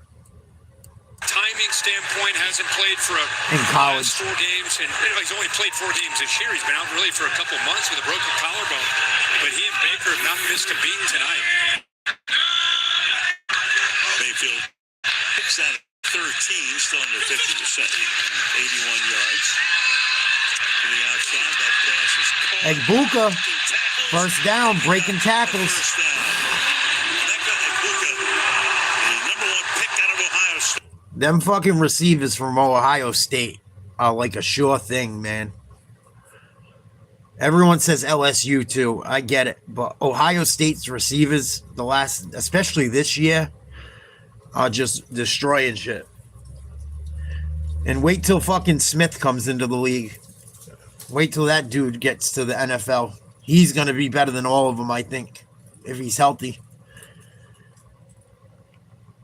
Mayfield under center, play action fake to Irvin, throws down the right side, complete. Looks like a catch. Nice tackle. Big time play by McMillan for the Buccaneers. He took a shot and got up unfazed. That was a tough catch. Right when you see him release his football, and wait till you see McMillan, who hasn't played this year. Look at this. Now we'll go ahead and throw. Watch this. He's great still running timing. his route. That ball was passed halfway in the air, and the timing with the receiver that hasn't played all year, week 15, to be able to throw like that with anticipation. Baker in the pistol. Irvin gets the handoff, goes to the right, takes a big hit off a spin move. Ellis just dropped him. Wow. Big time hit. All 4 games, we've been talking so glowingly, and we should, but all 4 games. Bucky Irvin just got lit up. Against New Orleans. So oh, yeah? Like I said, I got to get my shit hooked up to do more college shit.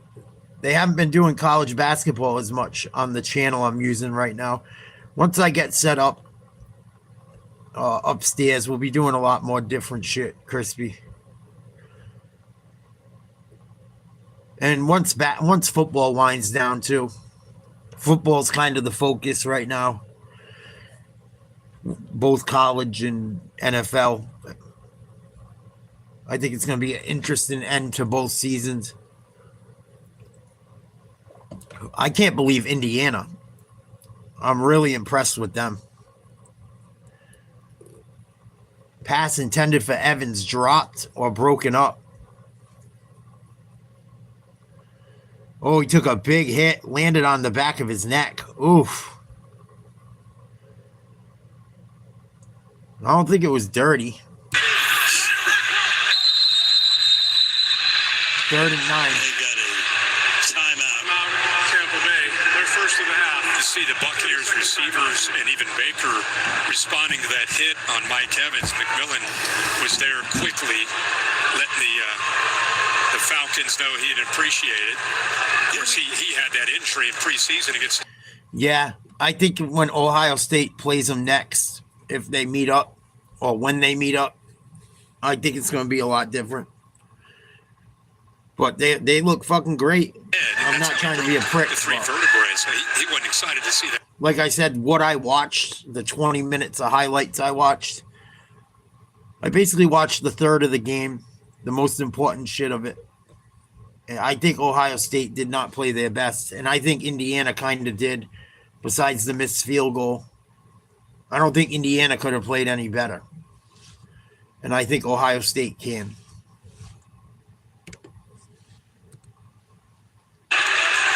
But we'll see. Shy of the first down. Ellis is there. He's had a big night. Peyton Ellis. Peyton Ellis is a very underrated player in this defense and does so many different things. Here he's walked up, and a lot of times he'll blitz. This time he's just making sure Baker Mayfield, he's just mirroring him, waiting for where's he going? Where's he going? All right. It's just like Ohio State takes that one loss every year. Rally to the football. And then it fucking usually turns around. Trying to take the lead now. Chase McLaughlin. 49-yard field goal attempt for the Bucs on 4th and 8, 2:11 to go in the second.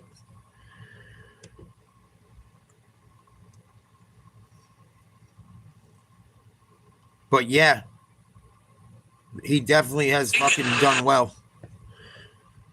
Kick is up and good, 10-7, Buccaneers over the Falcons, 2:04 to play in the half. Well, we're at 17. The over-under was like 44.5 or 42.5 or something fucking thing. I took the over for this game. I'm surprised there hasn't been more points scored. We wondered if he might be on it. Mike Evans took a big hit. I don't think it was dirty. It's just it was like a jump ball, and the cornerback made a play on it. He looked like he was all right. One of 1,000 yards this season. That streak is going to end because of the injuries. But what a career. Yeah, it's his first time he's really missed time. He's always a guy that's not just out there able to make plays vertically and just using his body. Who do you think wins the Natty, Crispy? Barring, like, if everyone's healthy. You can always count on throughout his entire career. For football. I still think Ohio State's going to be in the national championship. The Falcons will get the ball when we start the second half, so they can look for the 2-for-1 here. With 2:04 to the half. Yeah, I think so too. Guys, you could see how uncomfortable Mike Evans looked as he came off the field, grabbing his lower back there. And he told me yesterday that his recovery from that broken collarbone. What's crazy, too, is Ohio State lost Egbuka, Henderson, the other running back. I think he got drafted by the Browns. Tate, their wide receiver, is very good. And he's like still like the third receiver. Any other team, he'd be another one, a number one. But it like, I was surprised with Indiana being able to get after Ohio State's quarterback. I was like, wow, I haven't seen an Ohio State quarterback get beat up like he did the other day. I don't know The whole thing's fucking strange, but I'll tell you one thing. I looked into it a bit today, and I don't know what's true and what isn't. But I spent like 15 minutes looking into it because I wanted to talk about it. Because some people mentioned it last night. Peanut mentioned it. He lives up in Michigan and shit. And it's fucking strange, dude. But the guy was up to some fucking grimy shit, it sounds like. The lady was a coach on the staff. He's married with 3 kids, dude. I don't respect cheating. I really don't. I've never been a cheater. I think it's the lowest of the fucking low. I think you should just tell someone you don't want to be with them. And if you're married with children and shit, and you're banging this fucking girl that kind of looks like your girl, just younger, while your girl's at home with those kids, unless she's a fucking animal, I don't understand it.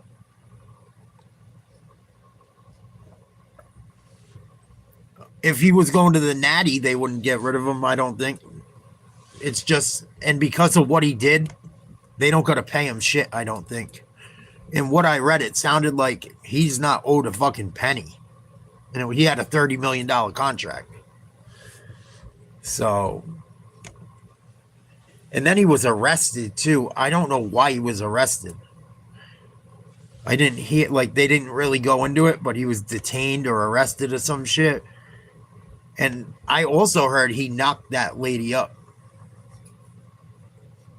The girl that's on the coaching staff. She's like a head assistant coach. Good looking fucking, probably in her mid-20s to early 30s. You know, typical, just pretty.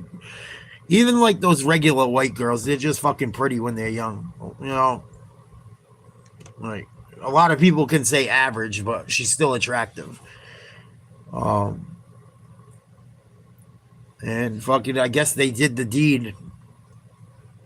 But I heard supposedly she got knocked.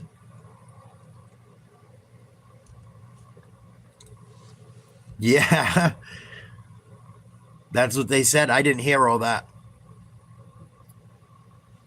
2nd and inches. 1st down. I think it was Bijan. 1:48 to go. Yeah, it's a fucking mess, dude. I don't get it. I don't fucking get it. I just don't get it. You have a beautiful fucking wife. You've had 3 children with. She had the most intimate moments with someone that probably fucking loves you to death. You got 3 little babies. What the fuck are you doing, man? What are you doing? It doesn't mean he should be arrested. Kirk Cousins, nice pass. Pitts takes a big hit, goes airborne. And they're inside the red zone now, I believe. But I think she got knocked up. She probably let him bust in her. Or he didn't give a fuck. Didn't think nothing was going to happen. Or he's got a fucking problem partying. Or with being a sexual deviant. I feel bad for his children. And I feel bad for his wife. And a little part of me feels bad for him. Because even though he's a fucking piece of shit, he ruined his fucking life. And hopefully his kids aren't traumatized with it. Touchdown, Falcons. Pitts again. He has some big games, man. Hell no. If things didn't go down the way they did for me, Mark, I would still be with her. And I never cheated on my girl, ever. I haven't cheated on a girlfriend since like fucking high school. I think I've done it once in my life, maybe twice, and I felt like dog shit.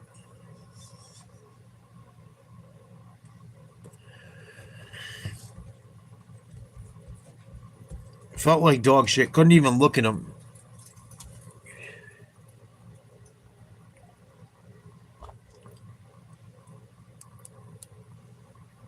And really, it was stupid of me, even back then. because I had this other ex that always just, even though we weren't together, you know what I mean? And then I'm dating these other girls that aren't doing that shit yet, or I haven't done it with yet. And the other ones hit me up just to fucking use me for you know what. But when you're young, you don't fucking know. But after those situations, I never cheated on anyone ever again.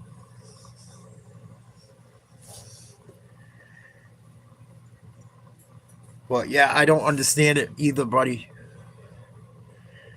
You know, the one regret I have in my life is not having my own kids and my own wife. It's my one regret.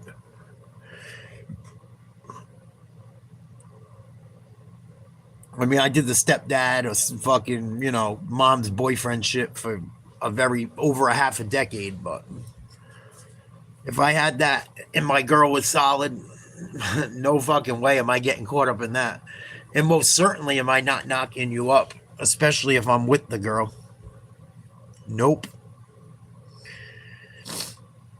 All that fucking money. Like, good luck getting a job again, dude. And a lot of these guys do disgusting shit. But I don't think he gets a job again. You can't trust them hiring fucking women. And because of all the woke shit, they want women in sports. Which there shouldn't be women in men's sports for that reason. Especially on the coaching staff or fucking this or that. And it's, you know, and it sucks for the women that aren't pigs, but it always ends bad. And like Coach J says, Coach JB says it all the time. He said it about Belichick. I've heard it from other people. Once again, pussy is undefeated. That shit is undefeated, dude. Unfucking defeated. I feel bad for his wife. Unless she's like a massive, abusive, crazy fucking lunatic, which she didn't look like. Their kids looked well taken care of. It's just fucking, I don't know. I looked into it for a good 20 minutes. And the vibes I got from it were disgusting.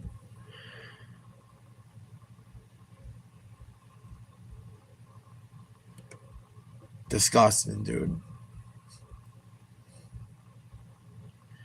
Like, and then he probably goes home and lays in bed with his old lady, playing with his kids.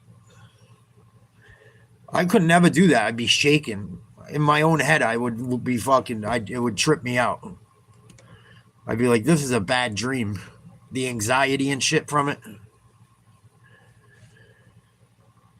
Not for me, for sure. And I know it's easier said than done. I get it. You know, when you got money and power and influence, you get offered all kinds of, you know,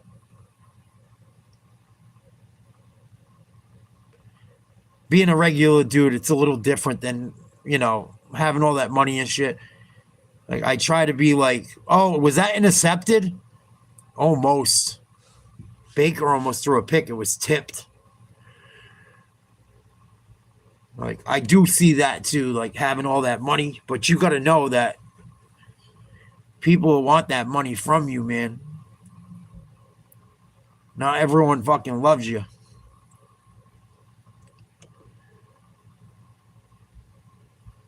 But yeah, he threw his fucking career and his life down the toilet. No wonder why he was threatening. He was threatening to off himself because he knew he fucked up bad.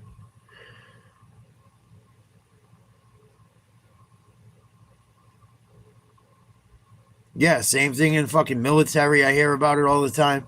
I don't think if I would ever marry a military girl. I've heard some fucking stories. I'm not saying they're all bad. I've heard a lot of good ones about military women too. But I heard some shit. It's crazy. I've heard great stories about military people, but I've heard some shit. And I've fucking encountered some people from the military that have massive fucking not people you want to even be around. And I don't know if they were like that before or the military caused it, but I've seen both sides of it. But some of the military shit I see disgusts the fuck out of me.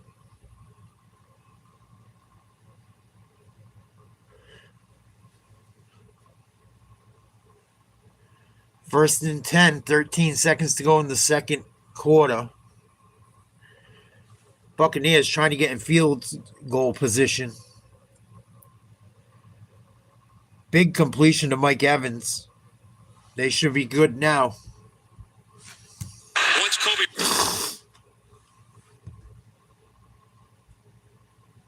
Yeah, considering London's not in and Penix isn't in.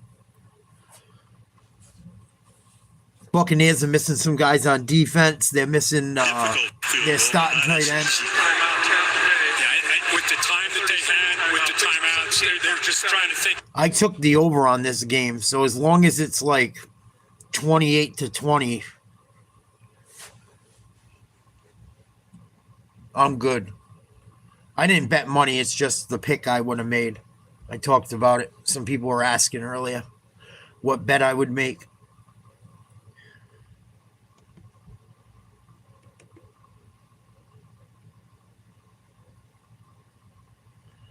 That's fucking disgusting. If you're going to run a play here, it's got to be something quick just to get. I fucking believe it. I've been stalked by ex-military too. I've had weird shit happen. Not all of them. Even like me and Ura was telling me a story Another 5 or 10 yards just about being at bars and other military guys wanted to fight with him, acting like they were more Marine than him and shit. It's fucking strange. I've seen a lot of good from it and a lot of bad.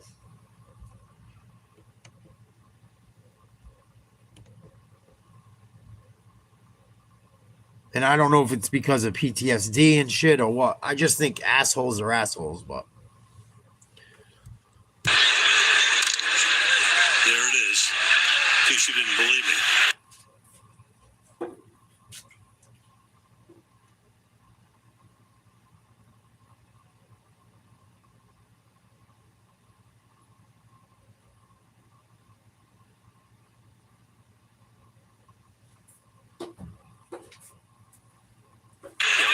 With the defensive line they have set up, you're right. White could just easily run right up that middle. Got to make sure you don't take more than 7 seconds off the clock. Yeah, they should have people separated. Just like in prison too. Why are men gods around women prisoners and vice versa and shit? It's fucking nuts. It's just like, people are gonna fuck. It's human nature, unfortunately. Final play barring a defensive foul in the first half. And the kick is down the middle. Nice kick. Good for 52. And that is Nice, 27 points in the first half. My pick is good. Buccaneers were giving up 6 points. So they're down by 7 right now if you took Buccaneers given the points. At least on the ESPN site. That's fucking crazy, Mark. And then you got a baby mom that was the fucking whore of your barracks.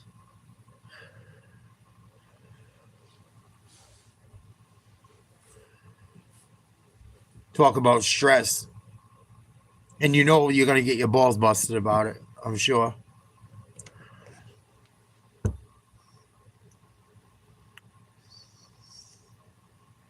I mean, there's toxic culture everywhere. I'm not trying to shit on the military. I respect people that serve, but you got to carry yourself a certain way. People look up to you.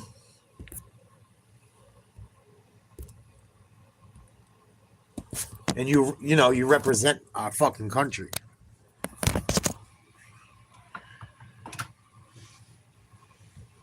Yeah, you know what I mean? But I've seen some wild shit. And like I said, it could be because of trauma and shit. I don't know. Some of the people I know, it's not from trauma. I know they're just fucked up. But the thing I don't understand is the military has a lot of services. They really do. I think a lot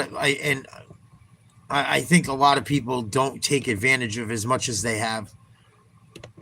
Like my friends that are ex-military are very well taken care of. I think all of them did over 5 years, but when they struggle with something, they go to the VA. Anything. I have friends that go to the VA for massages and shit. Just chilling. What's up, you bitch, you?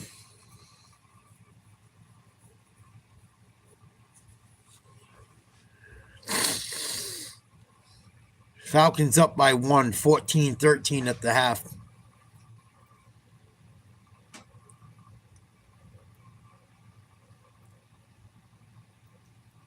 What up, Doopy? Salute. How you been, buddy? What's crapping? Thank you for the compliments on my weight loss on my videos, dude. My stupid little shorts. I do one every day. It keeps me honest. If it inspires one person, it's cool. Plus, I'm excited about the summer. I know if I got to make a video about it every day, a little short, makes me work. Even if I don't have my normal energy, it makes me work a little harder to hit my goals. But thank you to everyone that said nice stuff, and thank you to the people that say mean stuff too. I just use it. I just twist it up and use it for motivation.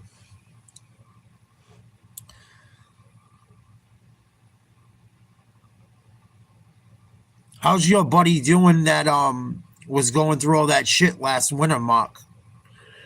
I haven't heard of you. I haven't asked for an update on that in a while.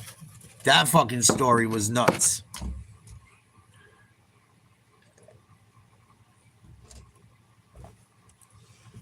Thanks, Doopy. I got a long way to go. We keep it up, we might be able to launch my OnlyFans soon. I'm this close to fucking starting an OnlyFans. That's how much my give a damn is busted. If I do start one, I'll let you guys know. I signed up for it and shit. I just haven't started it yet. Let's see how fucking sexy I can get. But I like really am fucking that fucking like where I just don't give a fuck.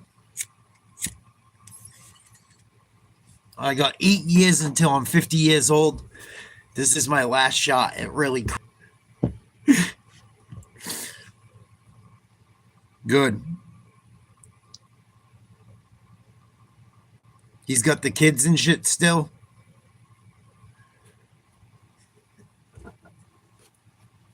I'm sure it's still a mind fuck, but I don't know what I'm gonna do, Crispy. I'm gonna start doing all kinds of shit. And the fuck, dude, I don't know. People make money with that shit. I know it's fucked up. Me and Ura had a conversation about it. He's like, yeah, dude, you're gonna have to like donate half the money just so you don't send purgatory time in fucking hell. Half the money you make from it's gotta go to fucking a charity, or else we're going to hell. But I got to look into it. I don't know how raunchy I want to get with it and shit, but if it's going to be dirty, you got to have like lawyers involved in shit and tests and, you know. If we're going to turn it into fucking Nate's live porn channel, it's got to be like, you got to cross all the I's and got to dot all the I's and cross all the T's. Yeah, that's what Mark. That's what Ura said. He's like, bro, it'd be lit, but we gotta like donate the money and shit. But I got my boat. All I gotta do is put a motor and steering in it. We got Ura's boat. I know a million places I can hide on a boat and bring a fucking boatload of chicks. Even if I give them a percentage, I don't even give a fuck. Yeah, I'll give you 50%, whatever. Get in the fucking boat.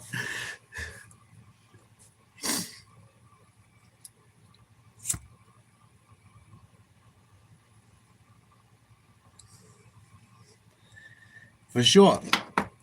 For sure. You think all those people don't do that shit? Jack Doherty got like 20 fucking girls that do it. That little pipsqueak. I don't think he even does anything with them on camera. I don't even want to see it if he does, that little fucking troll. But, you know, people make money doing it. As long as you do it legal, no one's getting hurt. It's nothing is forced. Nothing is hidden. You're not being a fucking weirdo and taking advantage of people. Fuck it.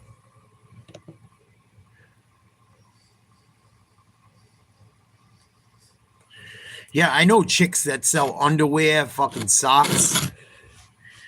I know a couple girls that make money doing that shit. Fucking fingernails, toenails, fots, and jaws. People are fucking weird. Cum rags. I know it's disgusting, but it's fucking true.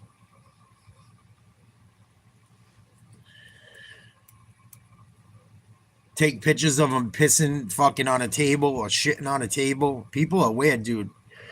I know a couple of chicks that were like dominatrix back in the day. They used to have this club in Providence called Club Hell. It used to get wild. It was like they played everything. It was like, but it was goth, but it was more like a techno house club. And dude, even though it was fucking freaky shit, some of the broads you see in there be like, what the fuck? Like smoking fucking, I'm telling you. Just kinky motherfuckers, though.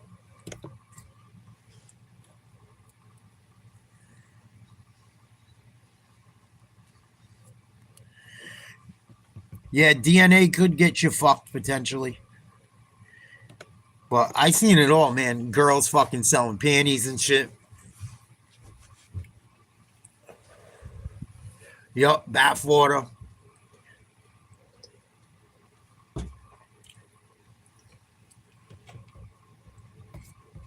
Fucking Atlanta always play. Tampa and Atlanta always play each other tough, it seems like. I would have sucked the fart out of the chick's ass at the gym tonight. I don't know. She had a nice butt no matter what. She's pretty blonde. But I don't know how they're making those fucking leggings now. Or, you know what I mean, yoga pants. The fucking yoga pants she had on made her look incredible. And she probably looks that good anyway, but some of the yoga pants I'm seeing now are fucking like, is that even legal to wear out of the house? You see everything.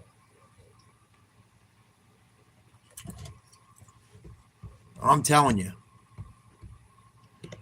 I told you what the dudes across from me said.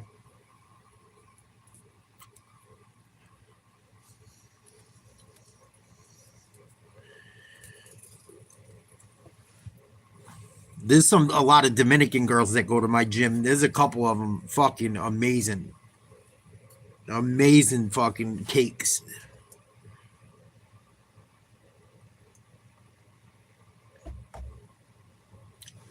I bet. Jill Kelly was hot. She was a fitness model. I know her whole story. She got caught up, I think, with a bodybuilder, and he started doing dirty movies. And I think someone got unalived. Something crazy happened with her. But she was hot. She was like one of the first MILFs. Brunette. Hot. Hot. Big fake titties. I know exactly who you're talking about. Something happened fucked up to her ex. And I think one of the girls he used to fuck with on the side, or their assistant. I watched a documentary on it. On YouTube, actually. Not too long ago. It's funny you brought that up.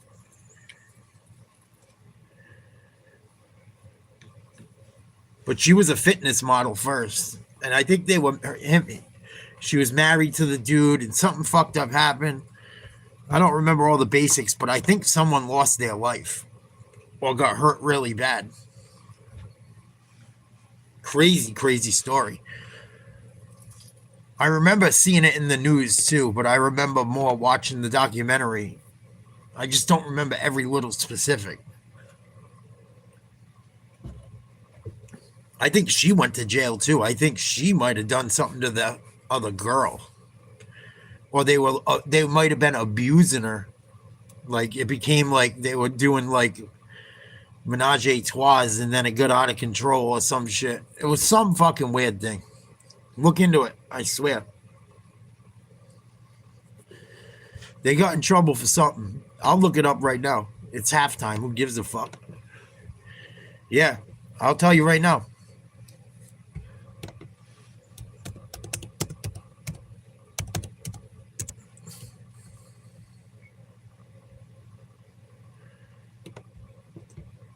But she had some wacky shit happen to her.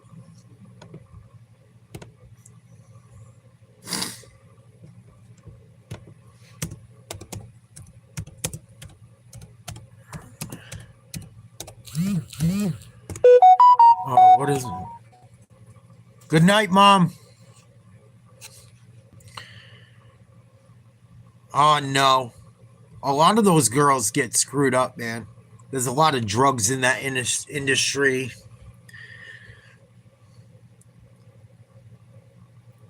A lot of them died. One of my favorite girls. I don't watch a lot of porn, but I've watched it, obviously, in my life. I'm a fucking grown-up. And when you're younger and shit, you probably watch more of it. I don't watch a ton anymore. A lot of the girls I liked ended up getting in fucked up shit or unalived. A lot of drugs.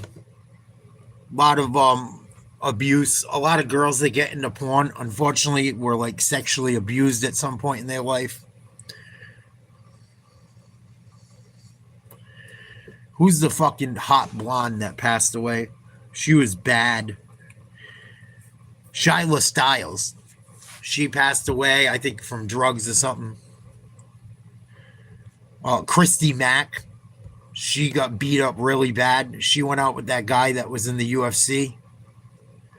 Shyla Styles was hot, dude. Oh, my God. She might be one of my favorites of all time.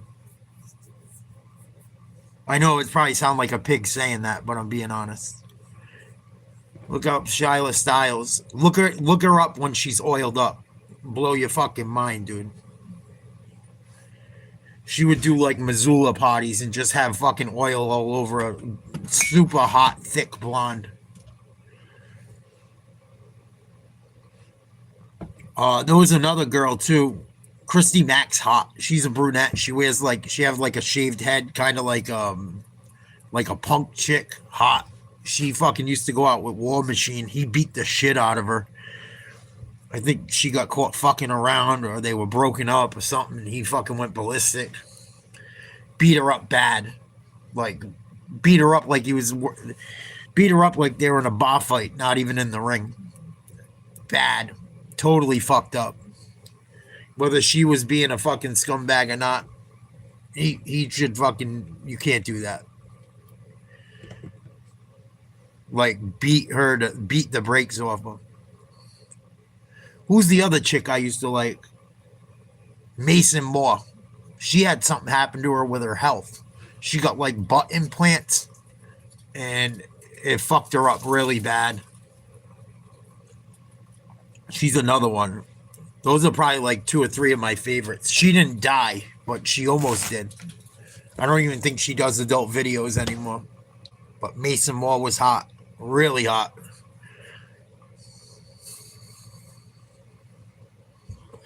She'd be blowing loads everywhere, too. Squirting like a maniac. Fucking love it.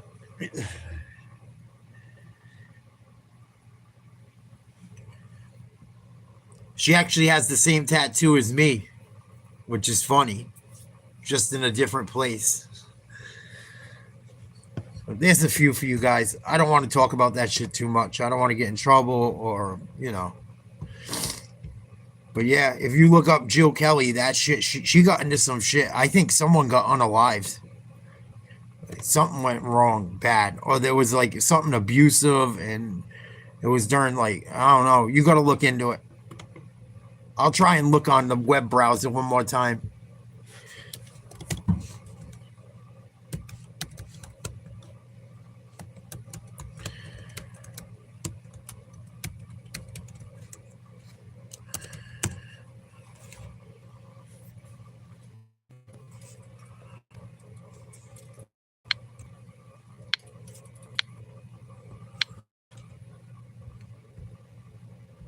All right, Maki.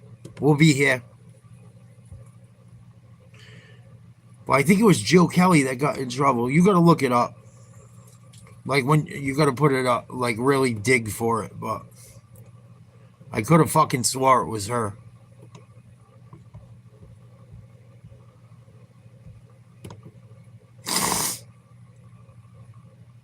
If it wasn't Jill Kelly, it was another one. Or Kelly something. If it wasn't her, it's another one. Something Kelly.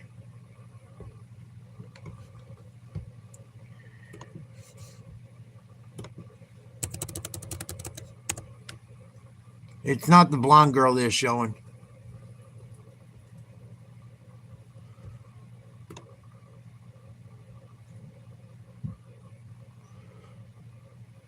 And then there was like that former Florida porn star that was sentenced for her role in the shooting. There's been a lot of fucked up shit in that industry. Yeah, it's not the blonde Jill Kelly. It's something else. Kelly something. I got the wrong one.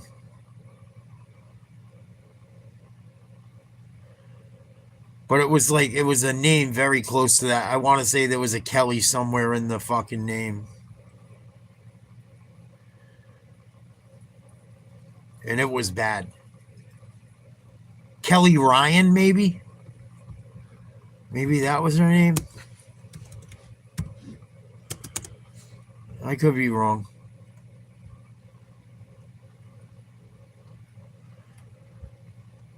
I think it was Kelly Ryan.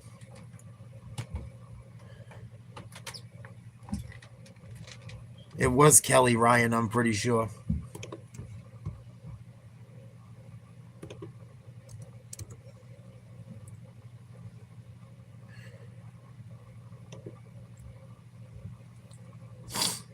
Yes, it was. That was her name. She was hot too, though. But something happened and it had something to do with like a love triangle or some shit. Really grimy shit.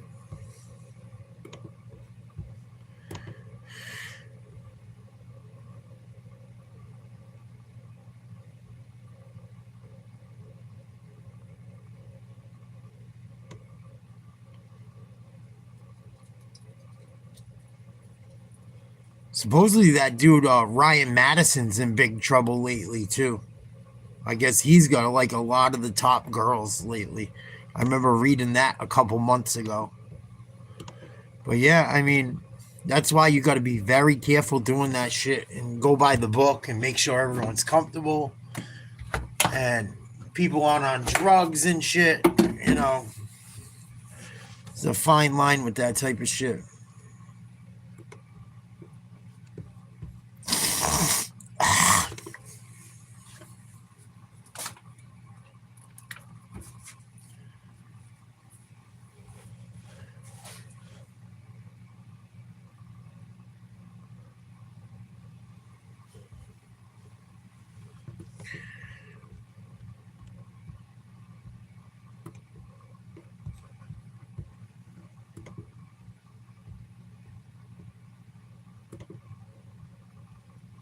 Thin line with that shit.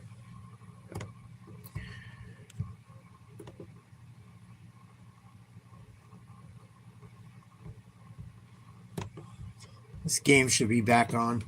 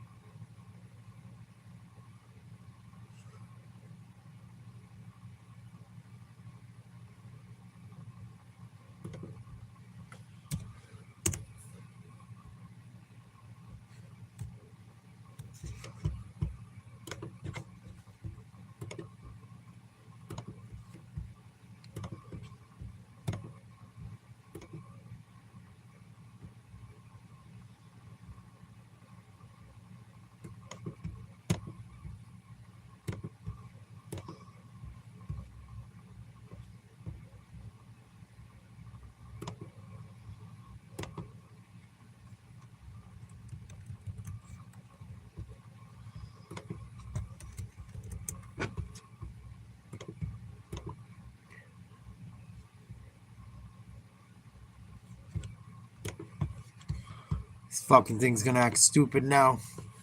It was working fine all night long.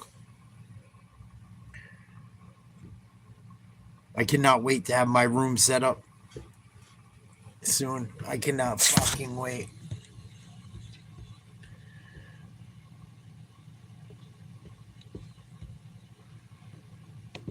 This fucking laptop is cooked.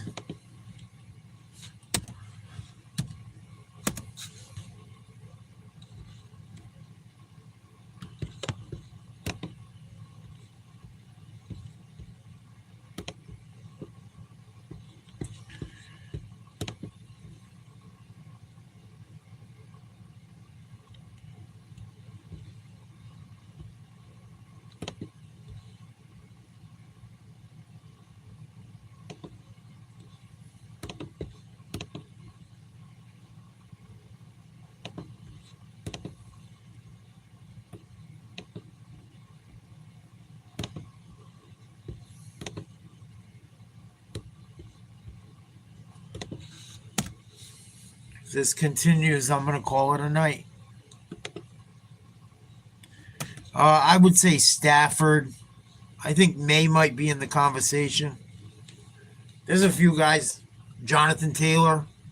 I don't care if he's fucking the Colts are playing like shit or not. He's been huge for him.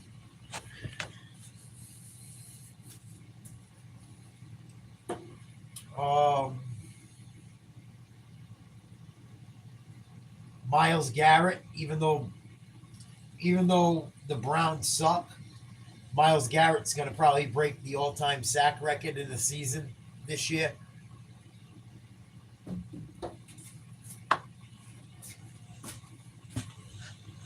Well, I don't think it's Drake May. I think the Patriots got a really good team. I don't think it's just him. Josh Allen should be in the conversation. I don't think anyone from New England deserves it, not even Drake. Drake hasn't been perfect, and no one has. None of them guys have. I want Drake May to stay hungry. I don't want him to get his head swollen too early in his career. I don't think he's going to be that guy anyway, but I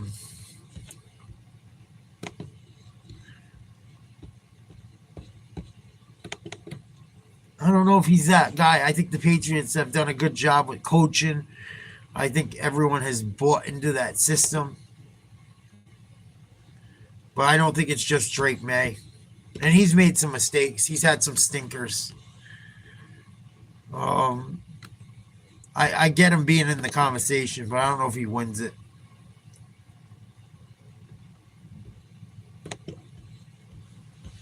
Who else? Maybe Caleb Williams, as crazy as that sounds. Even though the Bears' defense has been very good, getting takeaways, I mean, he's done all right. If the Packers keep winning, people are going to start talking about Jordan Love if he plays well still.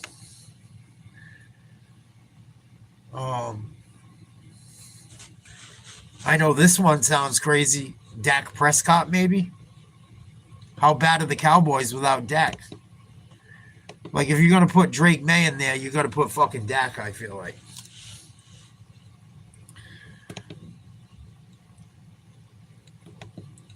But I think Stafford's probably the guy right now. Especially over the last few weeks. He's been pretty fucking good, man. And I'm not a fan of Stafford, even though he's a Georgia guy, believe it or not. Just because I can't stand the Rams. But people laughed at me when I said he's still a top 5, maybe a top 3 quarterback.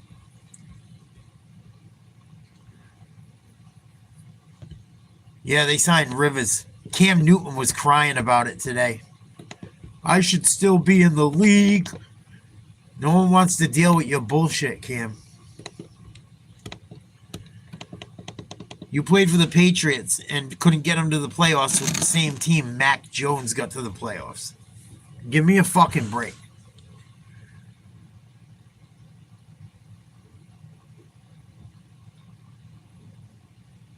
Give me a fucking break. Please and thank you. And I'm not saying Rivers is the answer either. It's just they don't want to fucking bother with bullshit.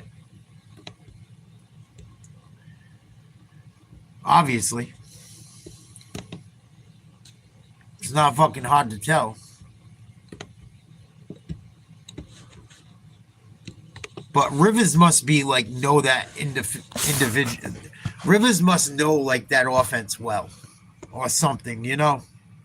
For them to go after him, he's got to be down with one of the coaches or know the offense or been in contact. He's been talking about still playing for years. If someone ever needed him, they should have kept Flacco. They had him fucking last year. They could have had him and Daniel Jones, and Flacco could have just came in and fucking done his thing. Nobody scored in the second half so far. 7:23 to go in the third. 14-13 Buccaneers trail the Falcons.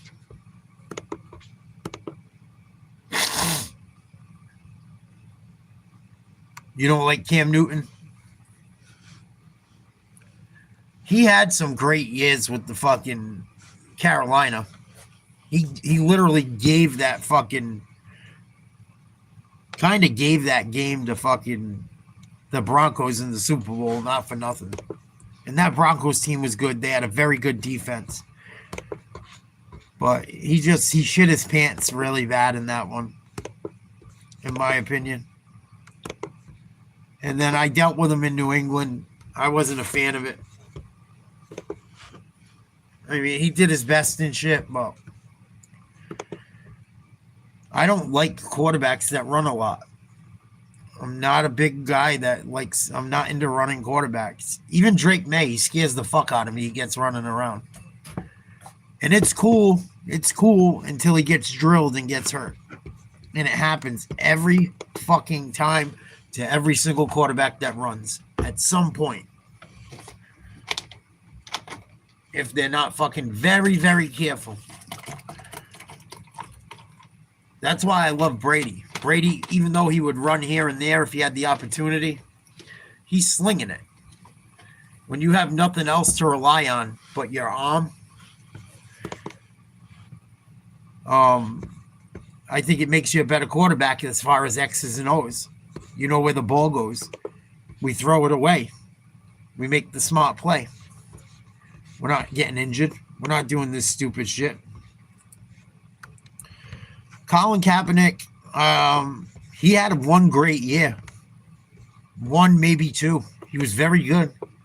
I'm definitely not a fan of him. I love my country, man. I love my country.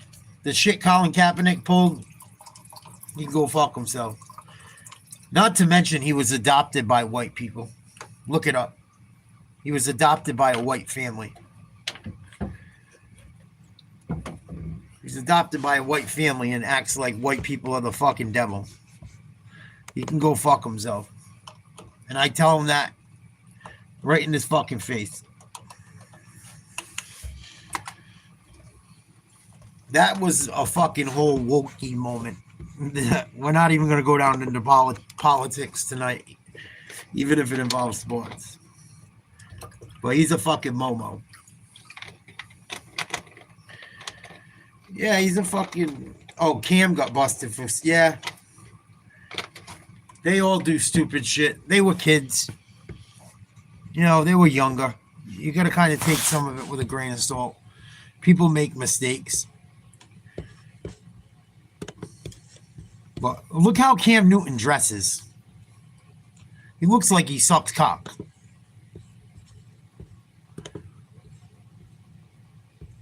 He's like 6'7", dressed like fucking the house and looking like the house SpongeBob lives in. Like, ultra fucking corny. No doubt, Jimbo, salute. I think you got gifted a membership. We do a lot of sports and shit. I don't know if I've seen you around. Sometimes I party on here. If I forgot you, I'm sorry. Please become a member or gift some memberships. Stick around. We have a good community. We have a lot of fun. The people that are solid, you don't have to worry about We come in here, we talk sports, we shoot shit. We talk about everything, but I got to restart my computer to watch the end of this game. I got a whole new setup coming going into the new year. But the website I've been using to watch them on Thursday nights has been acting funky, so I apologize.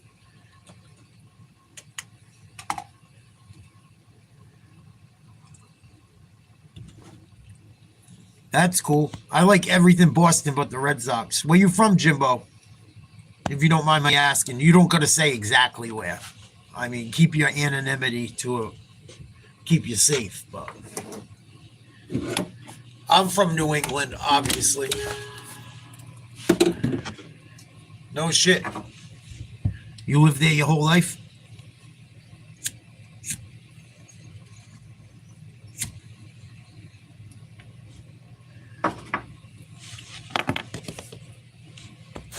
I don't know, Juice. I hope so.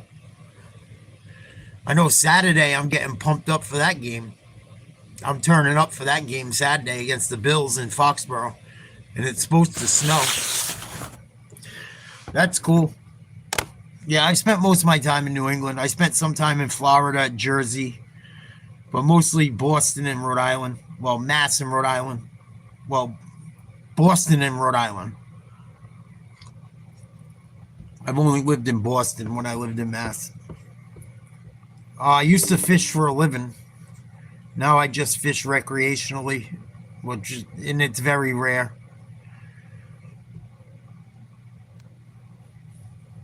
Well, this summer I plan to do some more. Plus, they just keep fucking with everything. We can only catch stripers that are small now and shit. I'm not going out there fucking to catch 2 fish under 36 inches. I'm used to catching fish fucking 50 pounds almost. I never caught a 50, but I've caught them just under.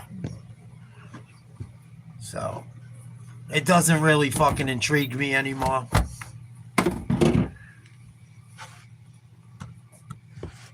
But, yeah, I used to.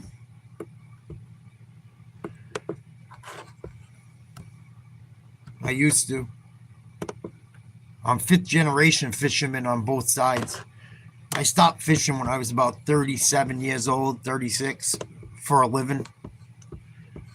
Just because it's gotten so fucking, I mean, my commercial license, I gave it away, like, I'm fucking done. It's gotten too bureaucratic and stupid.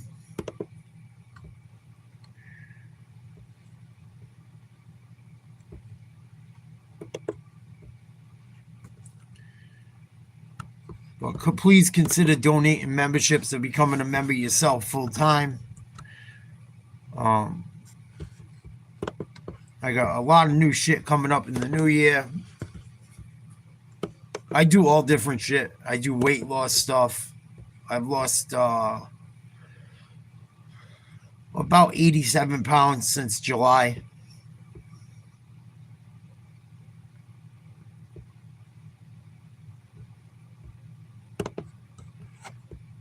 This fucking website ain't working. Love to know why.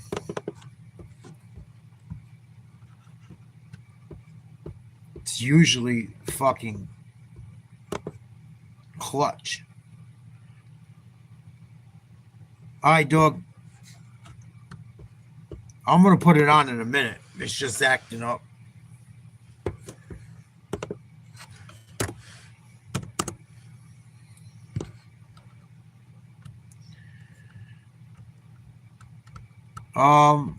My part of my family's going to New Jersey, Doopy. So I'll do Christmas early. And then Christmas Day and shit, who the fuck knows? I don't know if we're going to do anything on Christmas Day. Because my aunt and uncle go to Jersey to see her family.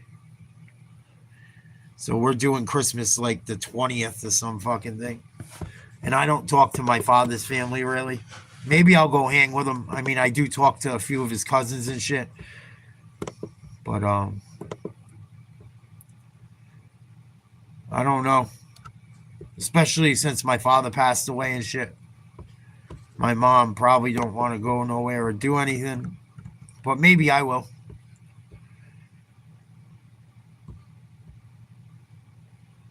If I hear from him, or I'll take a ride over and see him.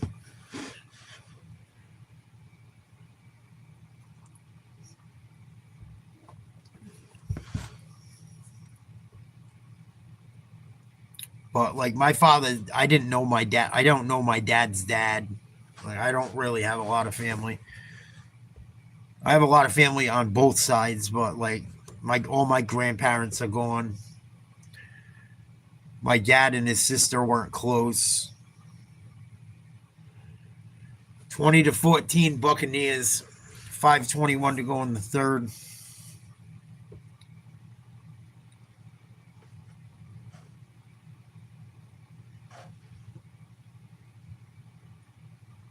What about you, Duke?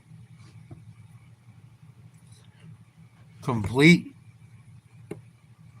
First down.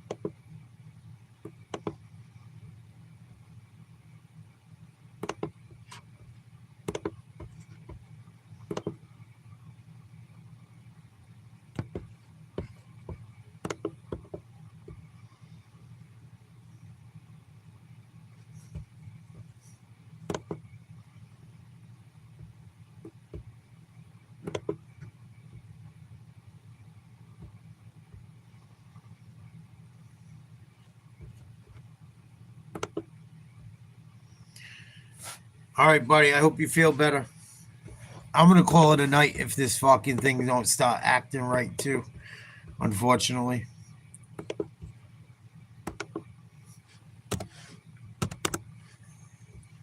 Nice. You got paid leave or something, Duke? I hope you're getting paid for it. Or can collect. What do you do for work?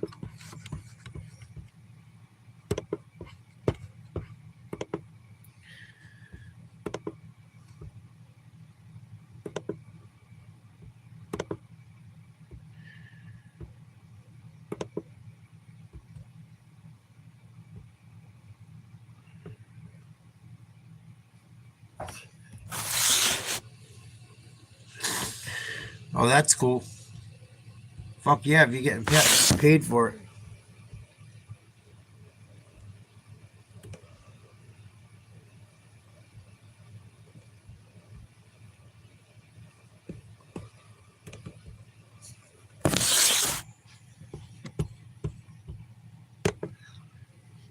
I guess we'll hang and shoot the shit at least for a few more minutes. I'm sorry the game's acting up.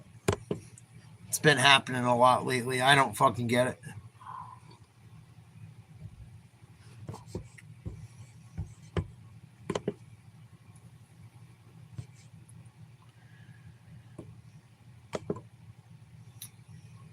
You going to see family or anything?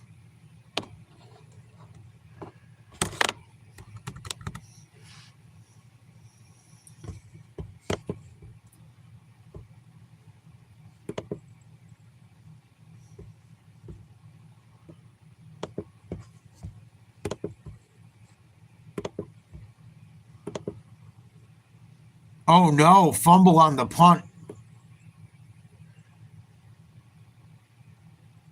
Buccaneers grabbed it, luckily.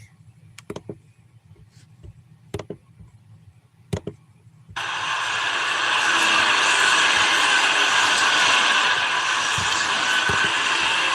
back to the Sills drop here.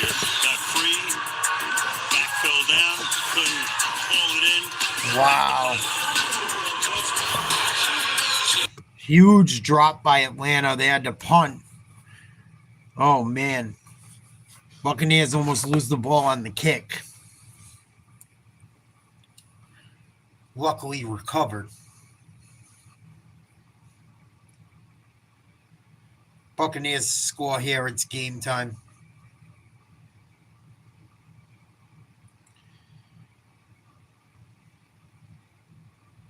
Yeah, I feel you, buddy. I feel you. But you're lucky you still got your parents. I'm lucky I even have one. If I didn't have my parents, I would go see some of my family or do something, but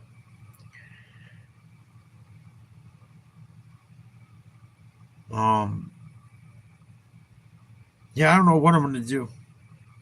I've been talking to this girl and we're getting kind of cool, getting close. Not like crazy, but and I don't want to be a weirdo. We've been talking for like, I don't know, maybe 2 or 3 weeks. Like nothing, like we're not together, like you know what I mean, like we're talking and shit, but she's not my girl, I'm not her boyfriend. I was wondering if I should fucking surprise her with something, but I don't want to be a weirdo either. We'll see if she wants to do nothing. Oh, both of your parents are gone? I must have misread that. I'm sorry. Yeah. Losing your parents is fucking different. Especially like, and my dad was not the worst guy in the world, but me and him he wasn't perfect. No one is. But I forgive him for all the shit he did. There was more good than bad. Some of the bad was bad, but like, I get it. When you get older, that shit changes, as I'm sure you know.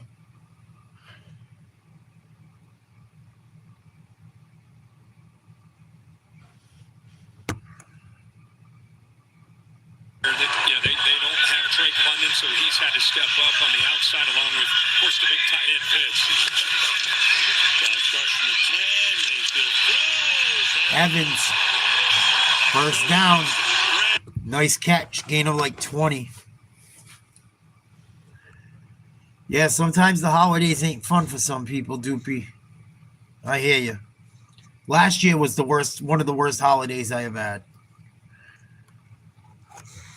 But I'm trying to I just keep working through it. It's worse for my mom. And I don't like leaving her alone, so I got to be around the energy of her being heartbroken about my father. So that shit, like, I can just feel the sorrow and it bothers the fuck out of me. I can't be around it too much.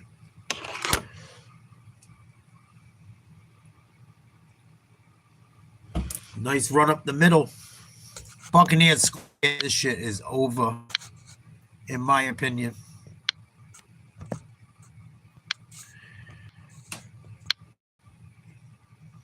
Attempts with 1 sack, but talked about him all night. Here's the rookie out of Tennessee and Jalen Walker, the rookie out of Georgia. Both tremendous pass rushers and worth keeping an eye on here when Bate gets back to throw. Irving and White are both in the backfield. And they snap it. Nice run. Irving. Little wrinkle there. Game 16. He looked pretty comfortable there. Yeah, it just... Irving looked like, that's really... And I'm around it all the time, dupe. It bugs the fuck out of me sometimes. And I try to be compassionate and shit, but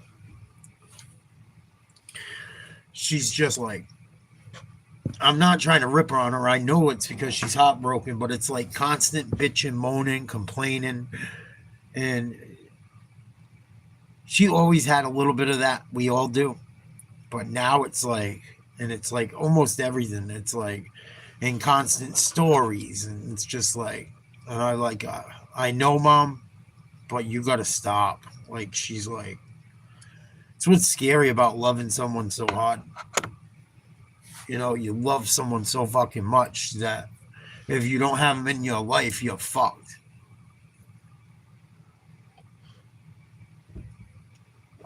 But the fucking, I can't be around it too much. And she gets mad about it. And I'm like, that's why I go to the gym every night.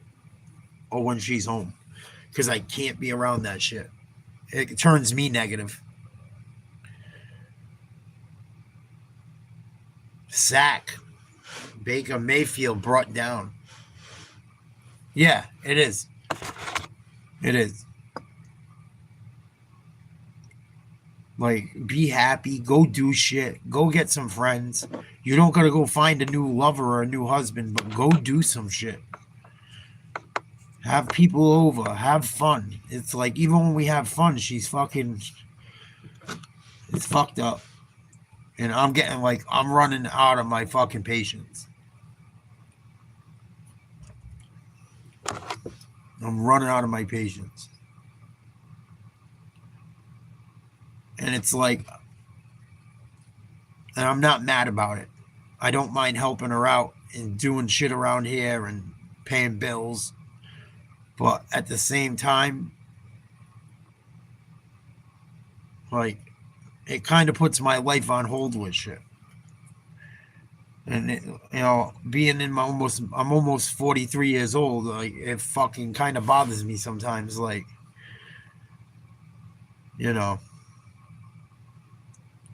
because if I wasn't around, she'd be alone all the time. All the fucking time. And then it would be even worse. So, I don't know.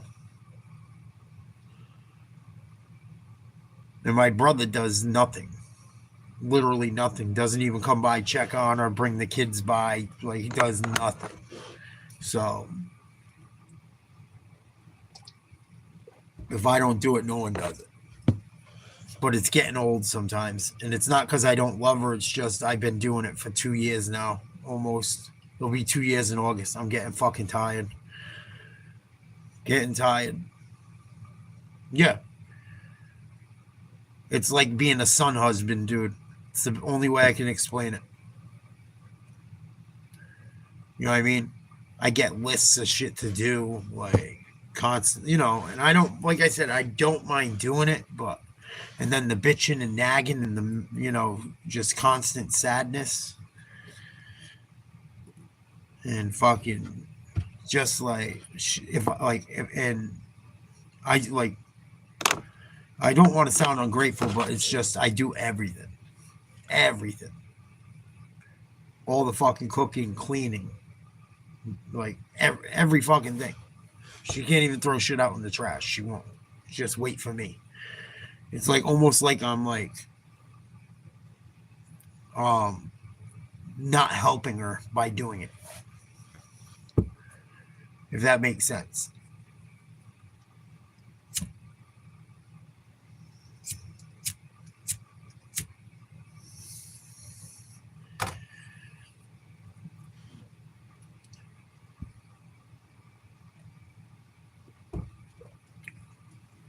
Like, it's weird. Once you get older, it's like you switch roles with your parent. It's the best way I can describe it. It's like I'm the fucking parent now and she's the kid.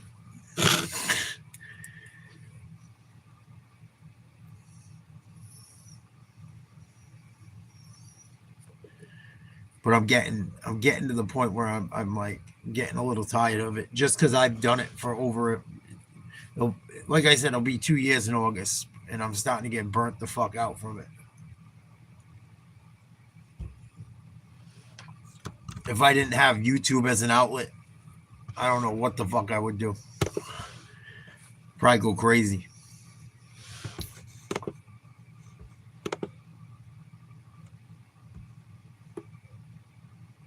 And I got good friends and shit. And not everything's bad, but it's like, I described it all just there. It could always be worse. It's not that I don't love her. It's not that I'm not grateful. And it's not that I mind, but sometimes it's fucking a lot. And it's been constant throughout her whole surgery. And I've been here for every fucking last bit of it.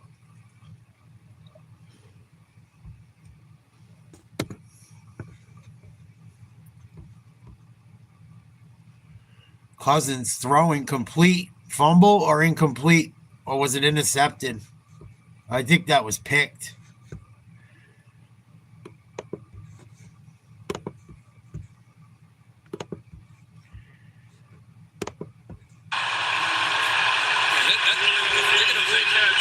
And fumble recovered by the defense. First down. This ball hits the ground, but obviously if it's a catch and then a fumble, that's not a big point. Ball gets reviewed, of course. That's a catch. Terry, your initial feeling is a catch and a fumble? Allie, looks like he gets control left, right, and then takes an additional step clearly on the ground before the ball is knocked loose. That's a completed catch and a fumble. Christian Isian is the guy who gets in there. And Parrish comes up with it at the end. So huge turnover. He's had such a big night. He's been lining up here in some of these plays in the second half out there at receiver to get he and Algier on the field together. Remember, of course, he had the fumble last week. When that game got sideways after the kickoff return against Seattle, he then had a fumble. That was turned into 6 points. And now he fumbles deep in his own territory at the 25-yard line. So Parrish comes up with that recovery. Let's see what Baker can do. But then it's confirmed that is the first turnover of the game in the waning seconds of the third quarter. 6 ticks on the clock. Rashad White is the running back. Mayfield. Go, Baker. Steps out of the sack. Fires down. Complete. And he goes to Evans. See where they put progress. It's going to be the end of the quarter. So Evans is hurt again. Making his return. No. Clavicle. Grabbing his arm. This will end the quarter. The question is it a first down or not? We'll let you know on the other side of the break, I promise. 20-14, Tampa Bay. 15 minutes to go.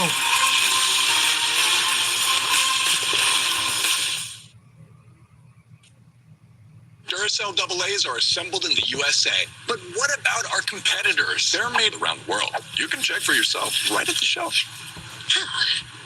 Those are on me. See how this game wraps up. Should be a good end.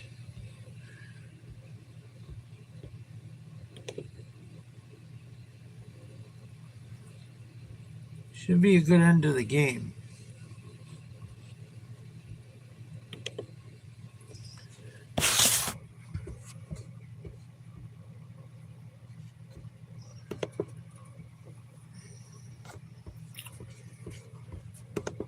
Was hoping there was more points in this game.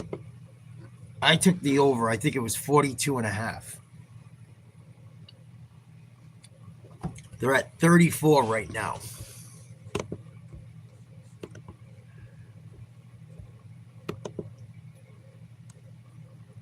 How long have your parents been gone, Doopy?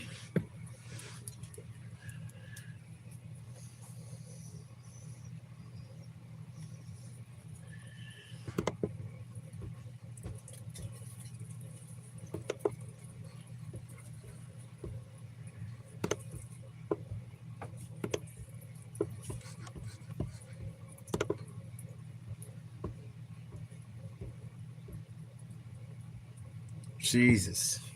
How old are you, if you don't mind me asking? You don't have to say exactly.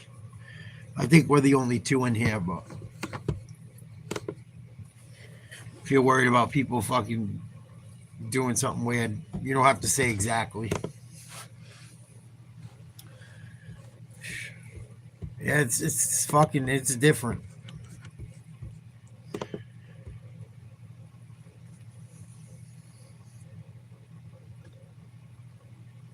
I just feel handcuffed sometimes. And it's probably, I probably sound like an asshole saying it, but sometimes I feel handcuffed.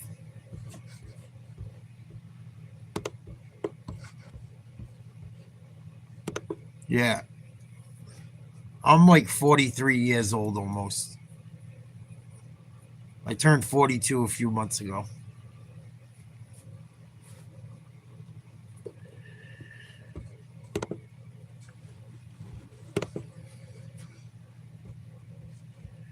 So we're probably right around. We're within 10 years for sure. But I'm an 80s baby as well.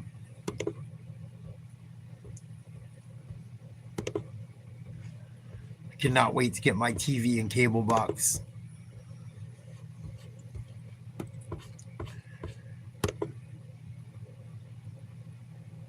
And get that fucking podcast studio set up.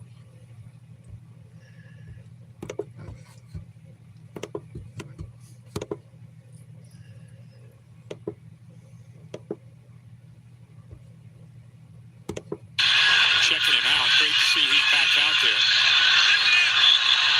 2nd and 10.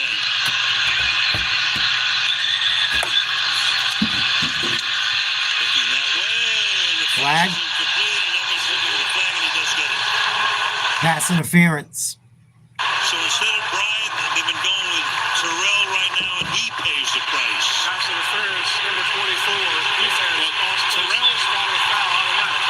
First down. Now, Terrell took away the outside. He forced him back inside. But then he ends up grabbing onto him. You know, watch, he goes, now he's going to release, and he just grabs onto that with that left hand onto the hip. That's his 4th interference. And think about how often these guys have gone against each other. 4th interference, 16 penalties against the Falcons tonight. To 3 against the Bucs. First and goal.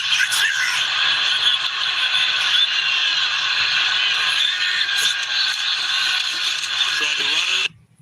And Tucker. So down to 3. Popped there by Jesse Bates. Jeff Ulbrich has usually had a defense this year that's as aggressive as anybody, kind of living up to his reputation. 46% blitz rate. That's 2nd in the entire NFL. Tonight, against Evans and against some of these receivers, and with Mike Hughes down, he's pulled back only 25%. So playing a lot more zone throughout this night, but still being aggressive with those inside linebackers. Tucker's already been into the end zone once tonight. Here's the Touchdown. Hold in. Chris Godwin for the touchdown.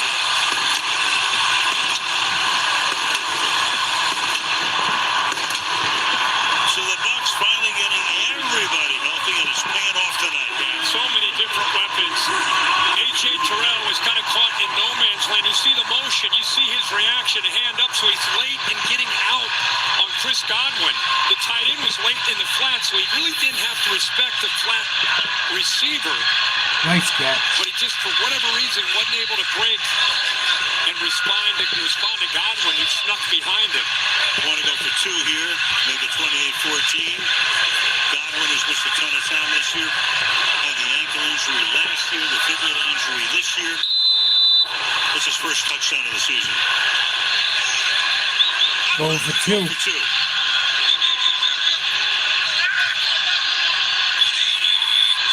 White is the running back. Stays in the block, flares out. Pass. Complete. In the end zone. And that's Godwin again. All 8 points. Godwin again. I started doing it, talking about the Postal Service. I used to work at the Postal Service. I got sick. You can go back and watch. I mean, I have thousands of videos. I just keep practicing and keep growing. I knew when I started, it was never, whatever it would be. I became monetized pretty quick. I talk about all different shit. I used to do a lot of politics and sports. I don't do politics anymore. It's not worth it, the bullshit that comes with it. I used to do a lot of different shit, just learning. But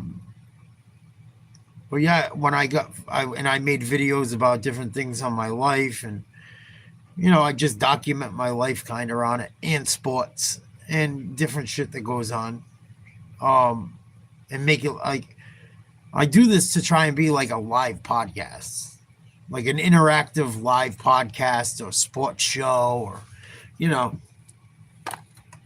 and it's worked out all right. I've been at it for I started in April of 2023 or March of 2023 will be 2 years. I think it pissed my ex-girl off. I think it's part of the reason she left me. She didn't like me doing it. But I had a lot of reasons for doing it. I see everyone on social media making money and doing shit. It's like supplemental income as well. But it's not all about money. It's not all about money. If I can inspire people or, not everyone lives in a place or not everyone has friends. I've been through a lot of shit. I've had a lot of life experience. I mean, I got videos on everything under the sun. Life experiences, different shit. What up, Freestyle Salute? When you going to become a member, dog? We're going to be doing a lot of members only shit. Don't miss out, homie. But I don't know. I just fucking started doing it because I knew I could make money, even though I'm not making a ton. I get a little paycheck every month. A lot of times I'm sitting at home watching the ball game anyway.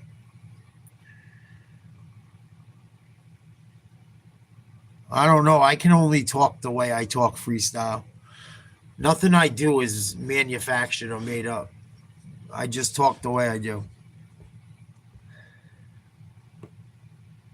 If I'm not Boston enough, I guess I'm not Boston enough. 28-14, Tampa Bay, touchback, 13:34 to go in the fourth quarter. I need another touchdown or maybe a field goal to hit the over. I got to do some math. Yeah, I need another touchdown.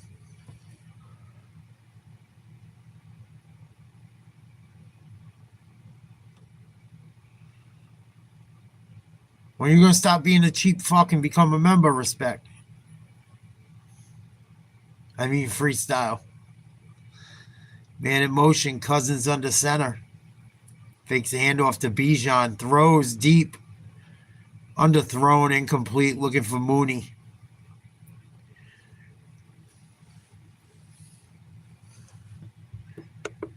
Offense is just not equipped right now with Mooney not at 100%, Drake London not lined up.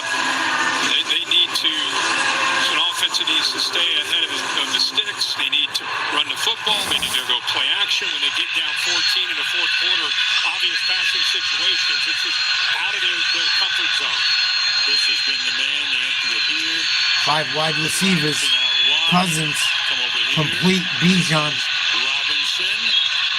Threads his way for a gain of about 7. It's a great thing about having that skill set is you don't always have to have him in the backfield. Allows you to get he and Algier at times out there together, and he can line up as a receiver. With those kind of 3rd and 3. skills. Shotgun. 3rd and 3. This is the game. Cousins. Complete. There he is, the wide receiver skills of Robinson in evidence right there. Bijan might have got hurt. 9 years makes a stop. Yeah, it's a mismatch. You get him lined up against Deion Jones. Usually with him lined up out wide, usually you're going to get a corner that followed him. But this time they find that matchup and Cousins makes a the great game. throw. That's only their second third down conversion of the entire night. They've been averaging right around 3rd and 11 on the game because of those penalties. 16 of them.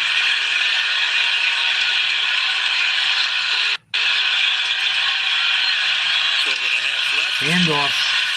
Robinson to the outside. Ooh, took a big hit. Takes the ball to Tampa territory.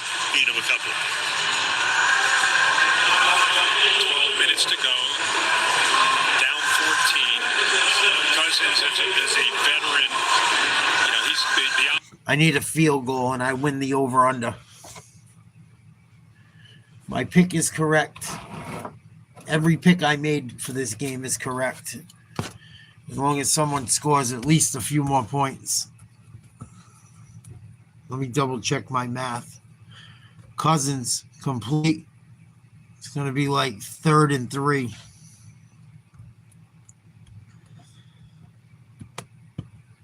Yeah, field goal, I'm good. I'm not always right, but I'm pretty fucking good. I'm definitely about 80% at the worst. I'm probably better than 80%. Bijan Robinson, but if you want big plays downfield, 8's eventually to win for you. He won the first half, in the second half. Algiers running back, pitch goes in motion to the right side. 32, Cousins. Looking that way. Complete hits. Pitch fakes the catch. And pitch is out of bounds at the Atlanta, first down, almost in the red zone. Yeah, and he just kind of finds that space against his Tampa Bay defense. Sometimes it's not downfield where there's Pitts is having a good game. He's played very well. they kind of lost him, believe it or not. He's got both their touchdowns. Tad, and another good job by Cousins being patient and eventually finding him in that right flag. most yards he's gained in a game since his run. First and 10 from the 26 of Tampa Bay. Play fake. Nice throw. Down to about the 5. Sills, the 5th with the catch. They're going to get the ball to Bijan Robinson. First and goal. Stock block like he's selling it, and then he releases upfield. Tight window, but Nice play. And good for Sills coming back after that drop. Sell it, fake that little quick throw to screen, and then get it upfield to Sills. Good job of him coming back after that drop. Fourth down for him, 40 yards, first and goal, under 10 left in regulation. He had in motion, tight end. Bijan bounces outside, touchdown. We hit the over. We hit the over on this game. And as long as Tampa Bay scores again, if Tampa Bay scores a touchdown, we win on everything. Giving up points, the fucking money line. But we already hit on the over.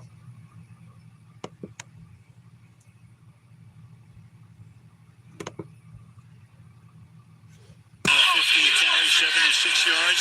Came into the game averaging 5 yards per carry, and that's his average so far tonight. They're going to go for 2 to make it a 6-point game.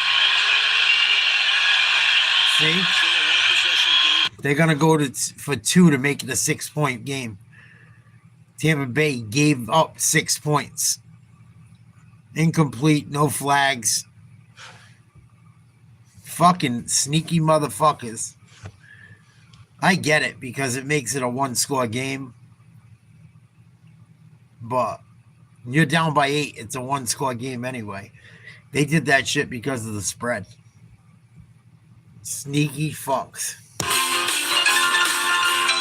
Because if you took Tampa Bay giving up 6, you're up by 2 points right now. Dirty motherfuckers. The gambling is getting out of control, man. Out of fucking control. And if you could have made it a 7-point game. They could have just kicked the extra point and it would be a 7-point game. Why go for fucking 2 at this point? There's plenty of time left in the fourth quarter. I love sports, man, but I'm starting to really fucking wonder. Starting to really wonder. TV timeout. If Tampa Bay scores here, this is lights out.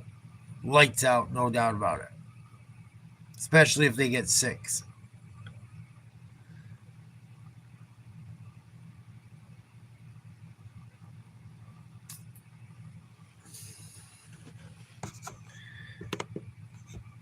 I think I'm going to do my nightly push-up show tonight. If you're still in here, Doopy. If you want to have a good laugh. I do my nightly push-ups in a Santa hat. The trolls come in and lose their fucking mind. It's kind of fun. I do it just to get a kick out of the fucking morons. If you're not doing nothing tonight, come check it out.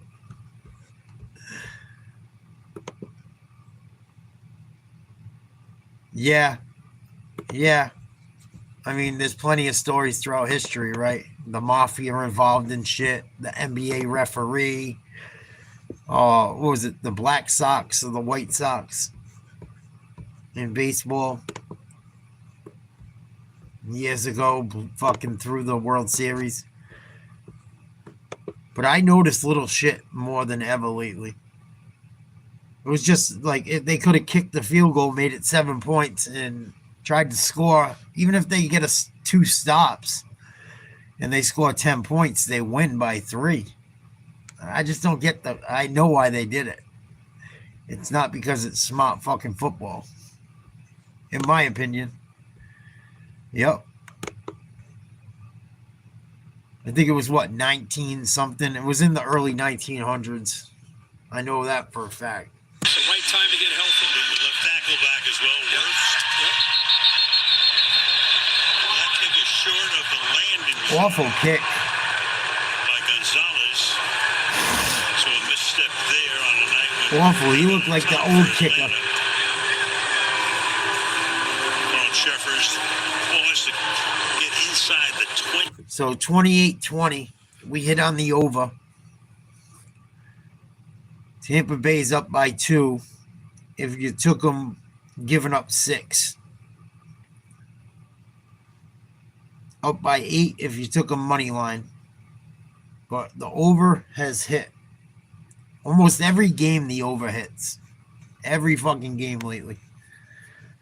I've taken the over so much this year. And every fucking game I have not been wrong. I've taken the over in.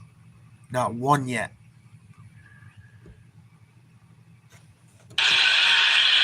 From the 40. Mayfield is thrown for 257. Mayfield out of the gun. It's 9:37 to go. Screen. White. Gain of 6. 6 hard yards. It's White. Second down and 4. A little slip screen. Really Yeah. safe, easy throw for I don't Baker ever go Mayfield. with. If it's under, I usually don't touch it. Where it's safe, you don't want to turn the football over. Neither team is, we've seen one turnover, but for the most part, it's been a pretty clean game in that regard. Not the penalties, obviously. I don't usually take the under ever.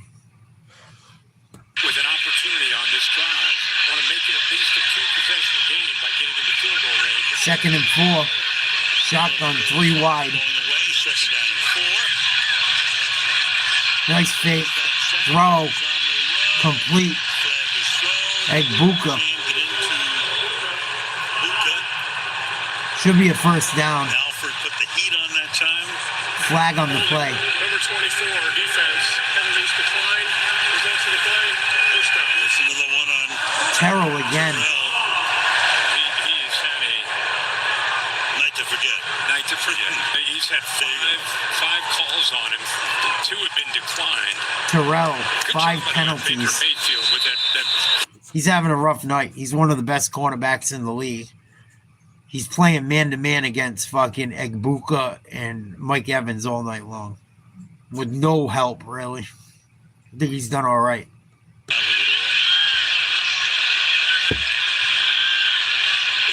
Power eye.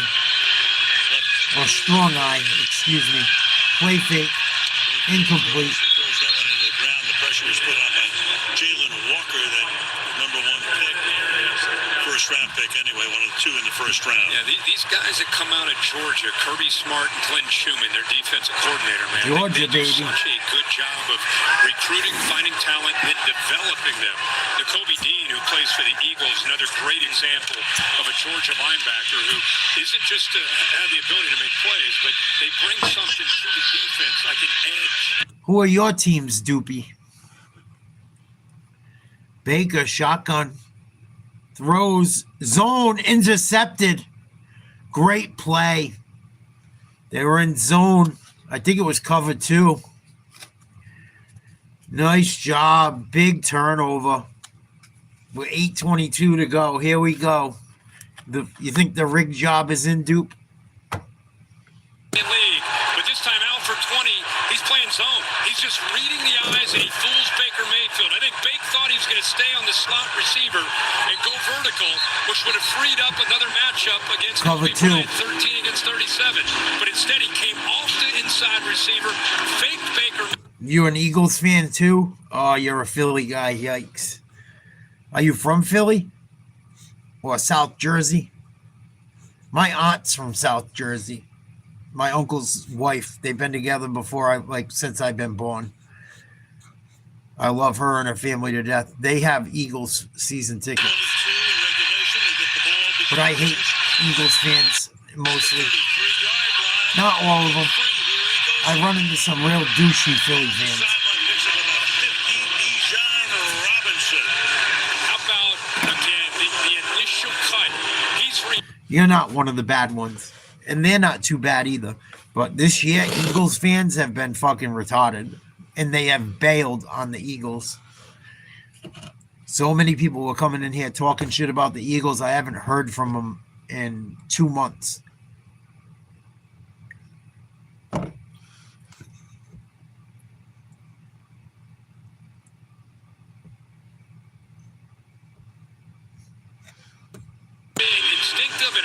A great runner, of course that is, but I'm telling you, he was more of an inside zone power runner in college in Texas, and has had to learn the vision of an outside zone game here with Zach Robinson in Atlanta. 90 rushing yards, 82 receiving yards, 172 from scrimmage. Is that Algier? For a guy who Dijon. the league in Nice little run. Picks up 3 here on the ground. Keep working that left side behind Big 70, Jake Matthew Bergeron, the left guard. This offensive line, they do a lot sinking out with a flat. Nobody picked him up. 3rd and 7. Pitch goes to the right. It is loud at Raymond James. 3rd and 7. Come on, you bitch, you.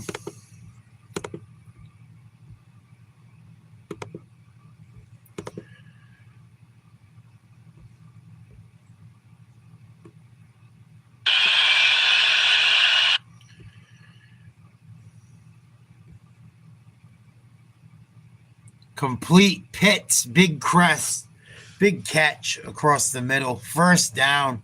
Good job by Cousins. Well done. Watch this bitch go into overtime.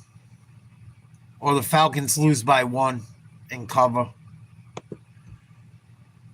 Fucking dirtbags. That's why I say, when I talk about these games, I say just play the over-under. Find a game where you know they can fucking score.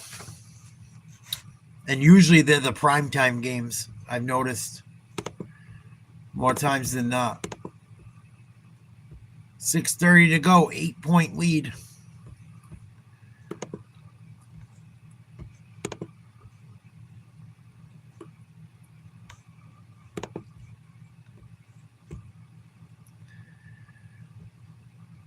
Nice run, Algier.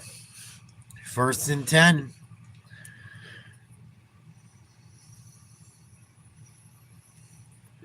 Philly's a wild city.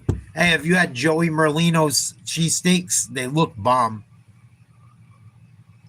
I can't lie. I never really been around the city of Philly too much. I've been around a little bit.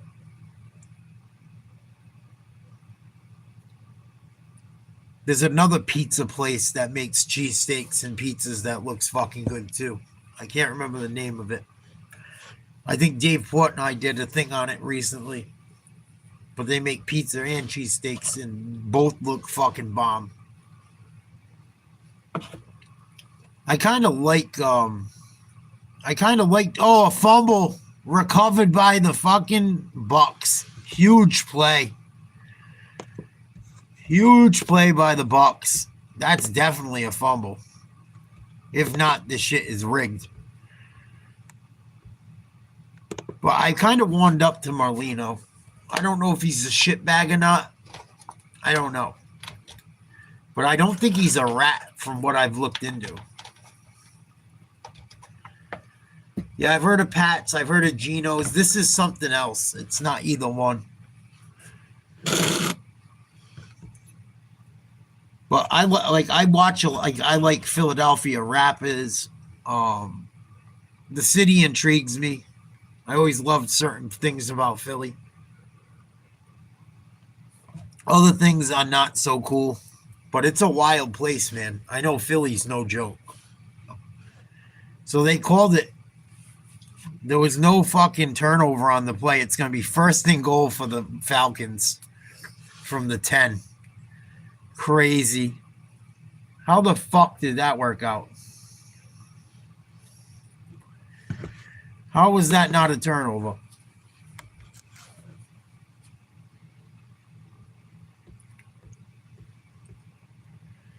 Incomplete. Be second and goal. 4:18 to go. 28-20 Buccaneers. Cousins in the shotgun. 2 wide, 2 tight end. Handoff. Bijan.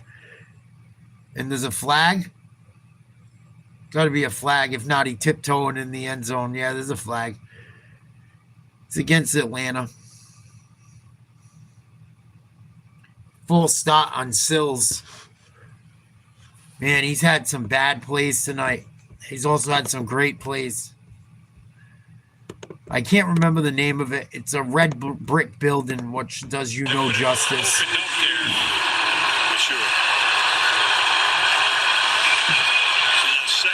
But Portnoy did something on it. But I like State Property. I like Beanie Siegel back in the day and all them dudes. Meek Mill for a while I fucked with. I still like some of his music. I'm not a huge fan of the person, but some of his music was good. Cassidy. I don't know if you're into hip hop and shit. Jedi Mind Tricks. The Roots.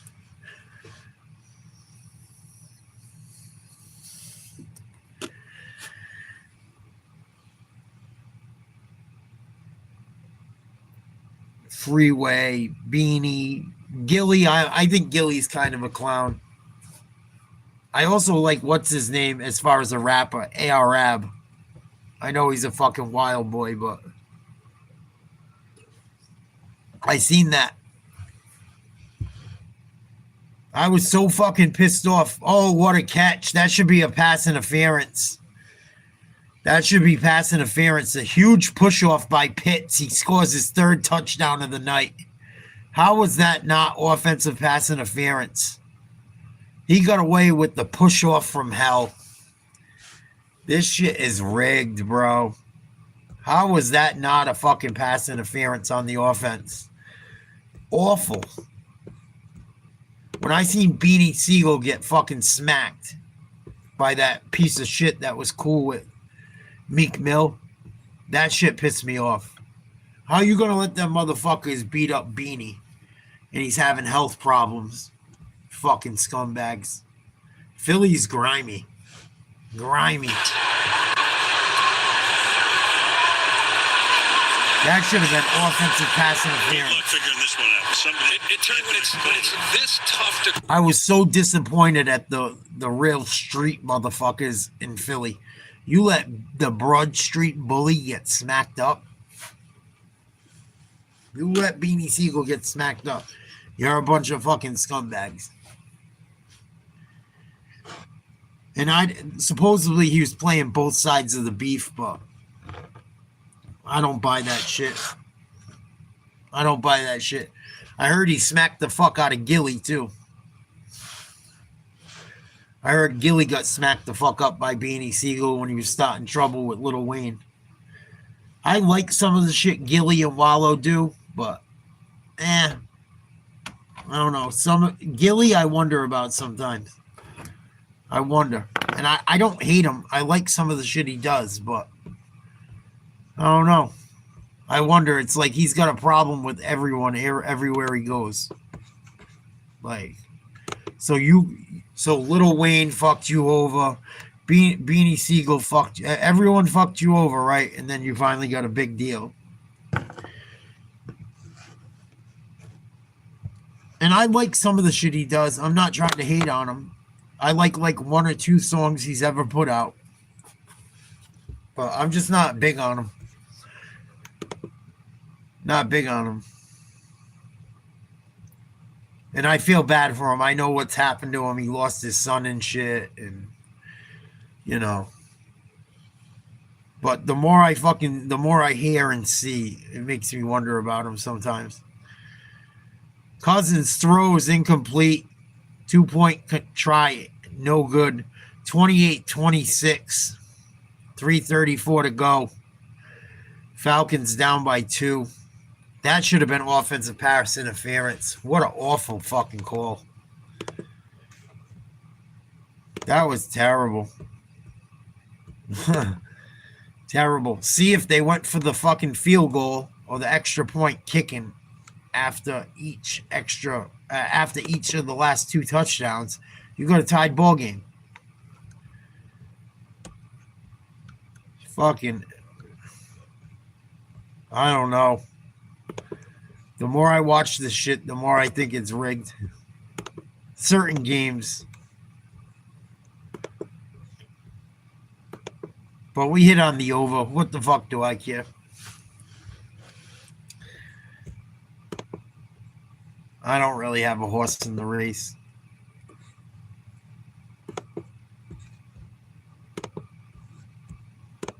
Timeout with about 4 minutes left in the game. Fucking Falcons are going to cover unless Tampa Bay scores a touchdown and the Falcons don't score again. And if Tampa Bay scores a touchdown, I doubt the Falcons kick a field goal. If they do, the shit's most certainly rigged. Most certainly fucking rigged.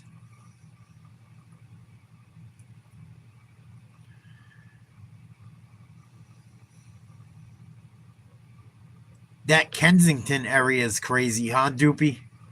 Fucking insane. I've heard stories about guys that I know from New England that used to go into Cape May when they fished offshore and having to go into Philly to score dope because they were on heroin. And the shit that they told me about being through there was fucking wild. They said it's the best drugs they ever had in their life back in the day. I shouldn't brag about it, but it's a true story. They're like, best fucking drugs I ever got were in Philly. And like, you see it, that same fucking corridor is the same. It's always been that way. From what I've heard and researched about it. There was just a huge bust in Philly. I saw that shit too. There was a huge bust. Actually, the bust, I think, was in the Kensington area. It was all over the news. You're done with the rice stuff? All right. I don't know what you're talking about, but... okay. Whatever works for you, buddy. I don't know. It works for me.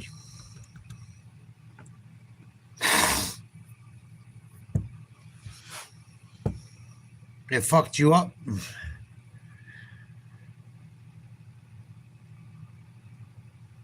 Shit your pants?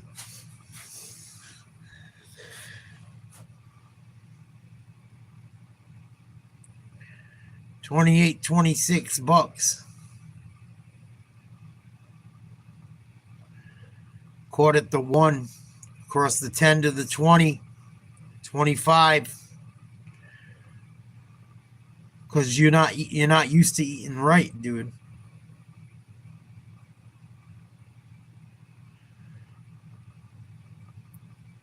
You're not used to eating the vegetables and eating right. You got to get used to it. I have no issues.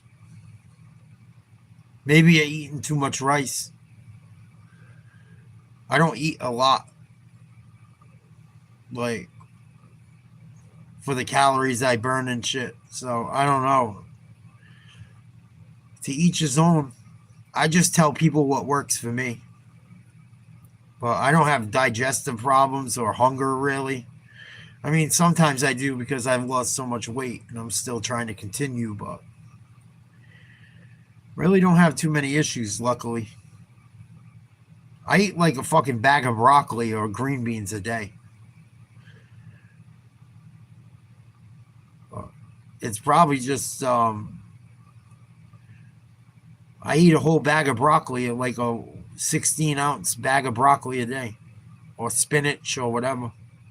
Plus I put onions in my fucking ground turkey, beef, or chicken. I do. The rice I put like a handful to like a handful and a half.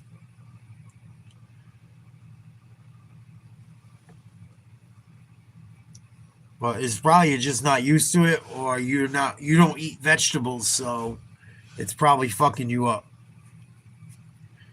It's one or the other. I don't think it's the protein. Or you're not putting protein in it and it's all fiber. If you're not putting a good amount of meat in there, and the right meat, then maybe that's why. But it don't fuck me up no whatsoever.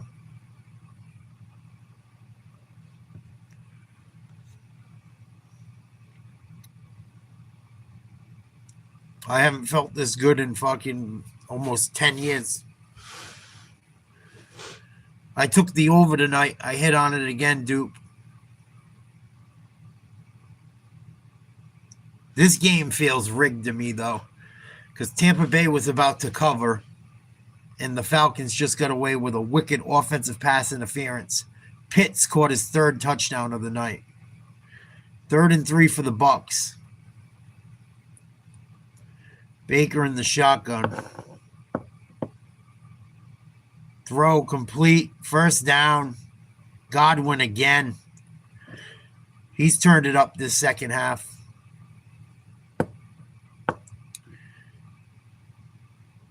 I think it screams desperation. They couldn't find anyone but Phillip Rivers. Unless they knew all along if something happened.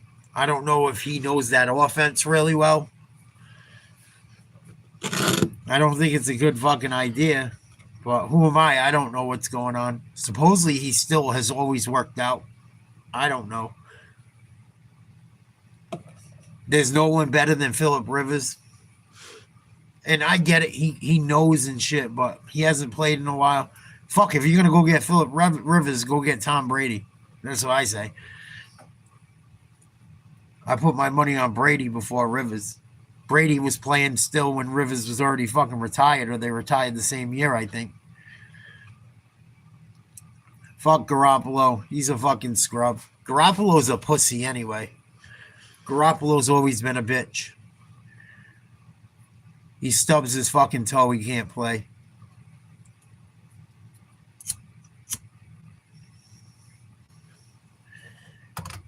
He had a little fucking tiny injury into the fucking when Brady was out for them first 4 games that year for the fucking lion ass deflate gate shit. And he fucking had a little pussy injury and they had to put in fucking what's his name for a few weeks. The fucking idiot that's with the Cardinals now that we had to deal with last year.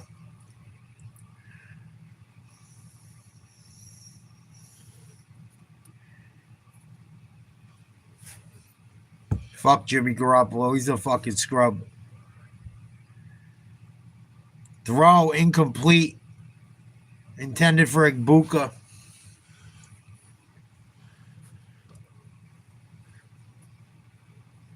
They should have just kept fucking Burrows. I mean, not Burrows. They should have just kept Flacco for cheap money.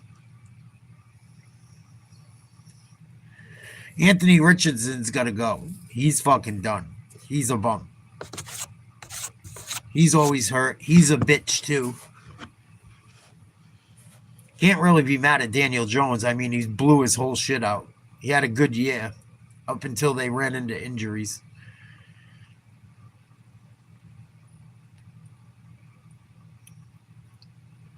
But I don't know what's up, man. How much do you weigh?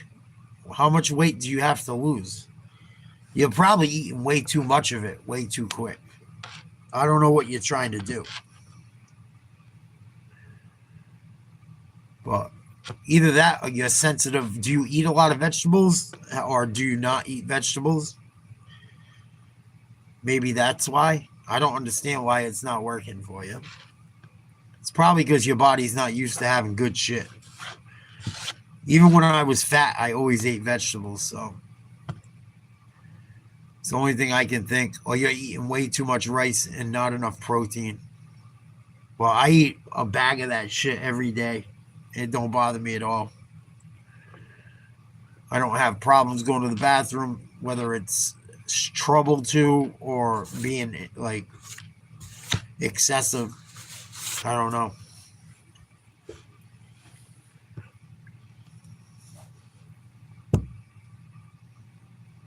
Yeah, I don't know. With glazing. I don't know. I'm not a little person either, though, Mazrad. Like, I'm about 5'9", 5'10", 230 something pounds right now. I'm not a little guy, so even if I get down to 185 pounds, I'll be a big 185. So it all depends on your size, your age, how your body and your intestines are with food, if you're food sensitive, if you have fucking gastrointestinal problems.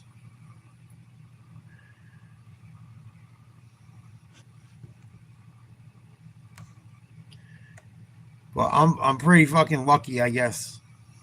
I don't know. It works for me. Not allow him to find an open man down. Yeah, I don't know. Because it's only needs a field goal. Only thing I can think is it's something gastrointestinal. And you can take whatever. It's not the same as eating it. You don't get the same nutrition from them powders and all that bullshit. Nothing is better than real food. Nothing.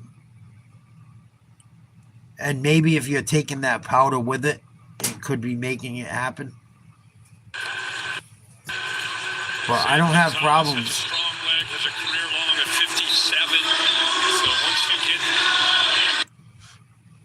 You could be eating too much fucking rice. Or you could be cooking some rice that is not just rice. You got to read the labels of everything, dude. If you got like rice that is enriched, it could fuck you up. I don't eat enriched rice. When I look at the back of my package of rice, it just says jasmine rice. It doesn't say anything about enriched. That could be a problem.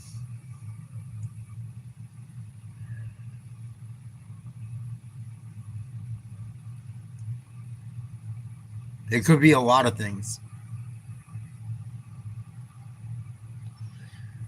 And all the vegetables I eat are pretty much frozen. Just to save money. I've never had an issue with it, whether it's fresh or frozen. Because I have my own garden in the summer.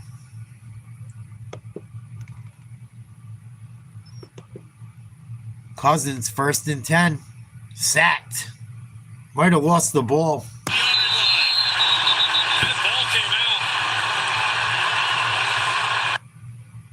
Come on. Come on, Tampa Bay. Come up with it. And it says they have it, do they? Who says.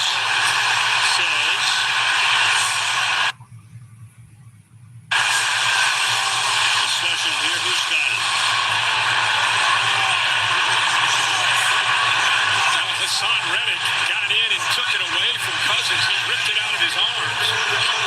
By both teams, it goes to the offense. Okay, tie goes to the runner. So Reddick for the big sack. Right there, he's got the sack. Ball is out. 32 seconds. Cousins and a couple Tampa Bay guys pounce on the ball together. The officials say they got it simultaneously, so it stays with Cousins and the Falcons. Second down and 18. And the clock stops. After the 8-yard sack, it does. And it starts again. Cousins Falcons fires on the Incomplete. coverage is great that time. There is Dean. Oliver Mooney. Oh, 10-yard penalty. on top of it. Jake Matthews again. Jake Matthews having a rough night. With a holding call, it's like the last thing that Atlanta could afford to have happen. It was Vita Vea that came around on a twist and got outside of it, just out of position. You know, if you decline it, it's 3rd and 18. You accept it, it's 2nd and 28. Right? It's an interesting call. It really is. Choice, yeah. They take the penalty, and it's 19 flags for 124. 2nd down and 28.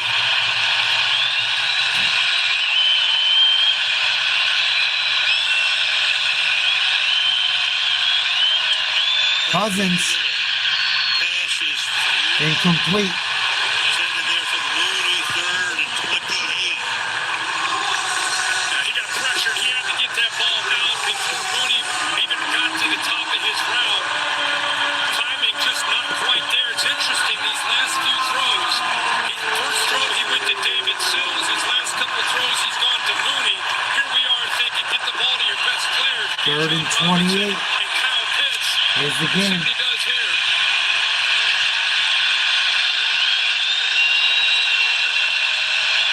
Camera's shaking. It's loud. Has to go all the way to the 43 of Tampa for a first.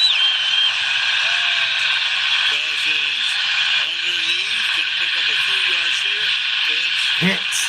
Decent game. Way close to midfield, but it's a 4th down. 4th, and let's call it 14. Got to get to the 43 at Tampa for the first down. Cousins got to take control. There's a little bit of chaos going on. They got time. Under a minute. 55, 54, ticking down. Got to get to the 43. Cousins throws. Complete. What a catch. Sills got it. What a catch. Inbounds, gets the first for the Cowboys. Sills, Throwing huge 35, catch. 34 and down. 20-yard gain. Unbelievable. Sills got behind the corner. Wow. Atlanta could pull this out. Gain of 21, so Gonzalez, their 3rd kicker this season. They had young Holy shit.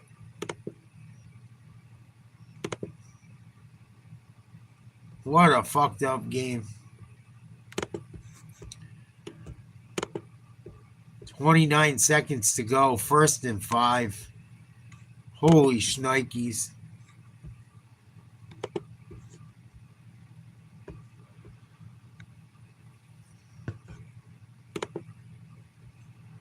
What the fuck?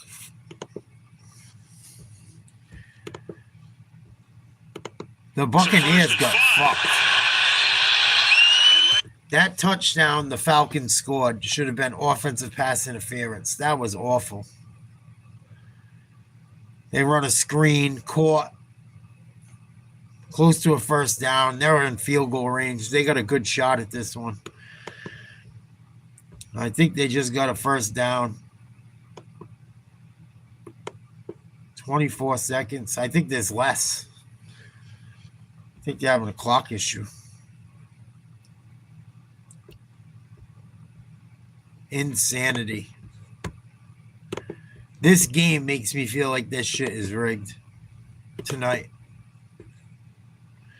Right now you'd be looking at a 43-yard field goal attempt. First down. On the ground. Good job, D. No gain. Clock still rolling. Robinson is there. Gonzalez warming up. Tells you the fact that Brand left, that he wants it on their left hash. They spike it here. So it comes down to this. Gonzalez has been around like most kickers. Been in the league 7 years. 4 seconds to go. They had Parker Romo and now Gonzalez. They'll spot the ball at the 33 Wow, the Buccaneers got screwed if he hits this field goal. That should have been an offensive pass interference on Pitts on the last touchdown scored. Snap is good. Hold is good. Kick is up. And that's it. Atlanta's going to fucking win by 1. Tampa Bay's in trouble. Wow. Tampa Bay got fucked. That was a horrible, worst fucking offensive pass interference I've ever seen in my life. One of them. Tampa Bay got fucked. Mike Evans is just pissed on the sideline. The whole team is. That was terrible. Disgusting. All right, you guys, that's it for sports tonight. I'll be back. I don't know what I'm doing this weekend, but Sunday, we're definitely doing Patriots, Bills, 1 o'clock. I'm going to do my nightly push-ups. I'll probably go live for that, for some inspiration. Love you guys. Sweet dreams. If you don't, come check it out.